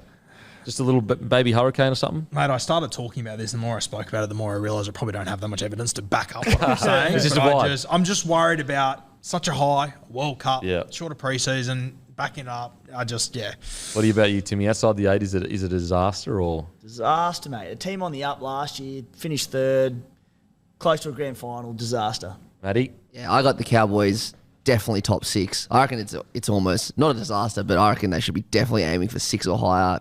100% pushing for top 4. Just looking at these forwards, it's just it's insane how much depth they have and how much talent they have. You're right, though, Guru. Like, I didn't think of it like that. It's a really good point, and also add in that it's about 40 degrees every day up in Townsville. That'd hurt. Yeah.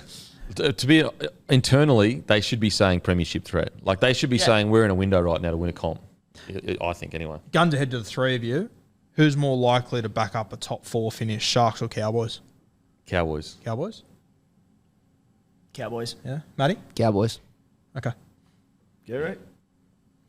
I'm going to go for the Cowboys so that I don't get the shit beaten up. Beaten out of me by Sharks North are an Queensland. interesting one. I can't wait to speak about Sharks because what Fitzgibbon has done there is absolutely incredible. But